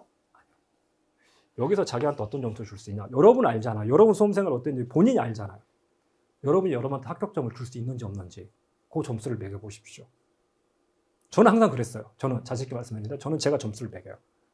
그래서 약간 뭐 외골수란 말도 듣고 막 이러니까 다른 사람들은 저한테 예전에 제가 직장 생활할 때 감사 같은 거 할 때도 그랬어요. 야, 뭘 그렇게까지 해? 야, 잘했구만. 야, 그 정도 하면 됐어. 근데 야, 거기서 더 해봤자 뭐 누가 알아준다고? 누가 알아주죠? 내가 안다니까요. 하늘이 알아준다? 아니, 하늘은 모를 거예요. 하늘이 아는지는 모르겠어요. 하늘은 모르겠는데 내가 알아요, 내가. 내가 어떻게 했는지를 내가 알잖아요. 그래서 저는 내가 나를 어떻게 생각하는지, 내가 어떻게 점수를 매길 수 있는지, 이게 중요하기 때문에 남들은 야, 그 정도 했으면 됐어. 그 정도 했으면 됐지. 야, 잘했잖아. 하는지 모르겠는데 성이 안 차면 더 했다고요. 반대로 저는 잘했다고 생각하는데 남들은 야, 왜 그렇게 했어 하면 상관없어요. 뭐 당신은 나에 대해서 모르고 뒤에 어떤 백그라운드가 있는지 모르니까 그런 점수, 그런 평가를 내는지 모르겠지만 나는 나한테 점수 잘 줄 수 있어. 그래서 남들의, 그게 이제 소위 말하는 남들의 시선에 신경 쓰지 않고 자기 갈 길 가는 거거든요. 그게 쌓이다 보니까 지금 제 자리가 만들어졌고 제 위치가 만들어졌고 나름의 성과를 얻게 됐습니다. 진짜로. 그래서 여러분도 여러분한테 매기는 점수. 예를 들어서 지금 공무원, 요 노량진 강의도 그래요. 이 노량진 공무원 강의, 공무원 회계학 강의에서 사경인이 차지하는 건요. 제가 제 스스로한테 주는 점수가 시장이 저한테 주는 점수보다 높아요, 저는.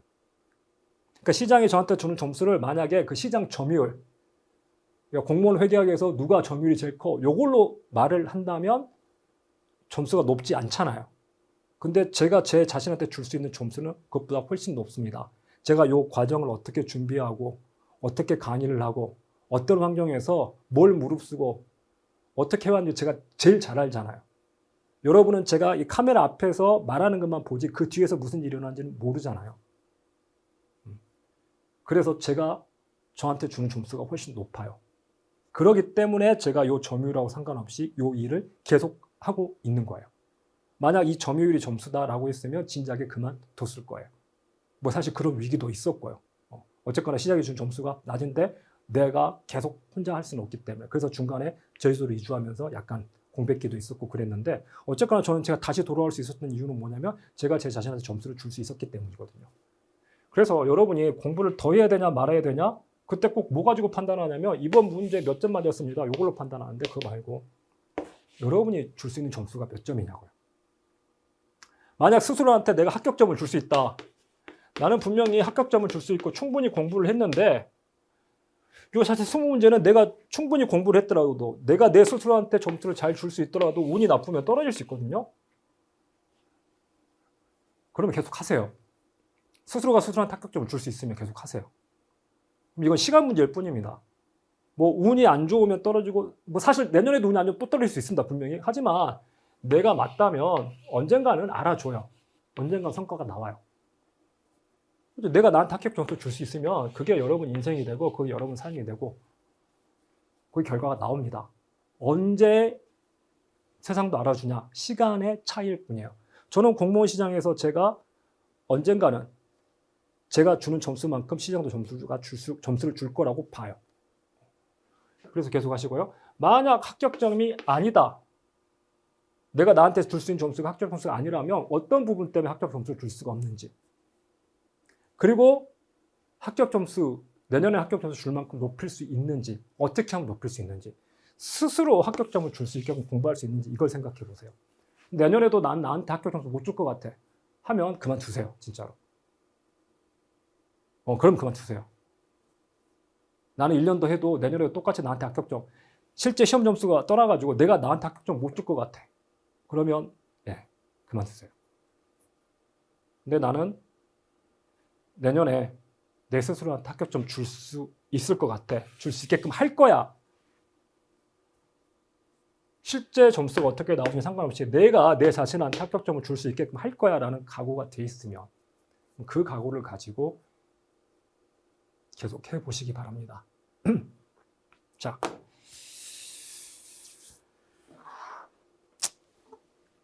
어떻게 보면 1년 과정을 구급 준비하시는 분들한테는 마무리하는 순간이기 때문에 한번 이런 말씀을 좀 드리고 싶었고요.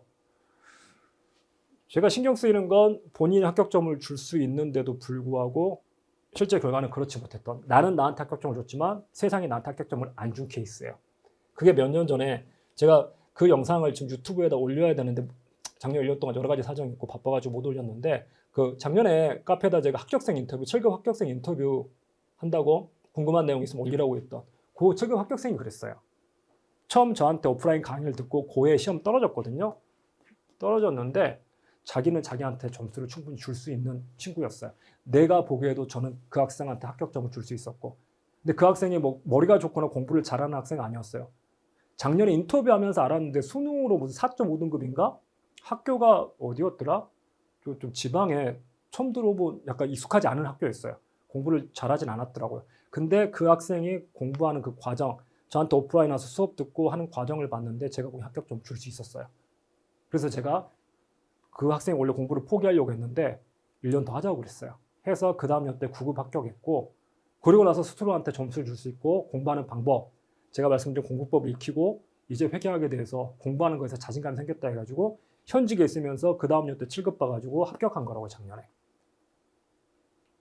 그래서 본인 스스로 보기에도 자기 주변에서 같은 뭐 학교 졸업을 하고 자기 정도의 수능 점수를 맞고 이랬던 사람 중에 7급 된 사람은 아마 없을 거라고 얘기를 하는데 그 인생이 바뀐 거거든요.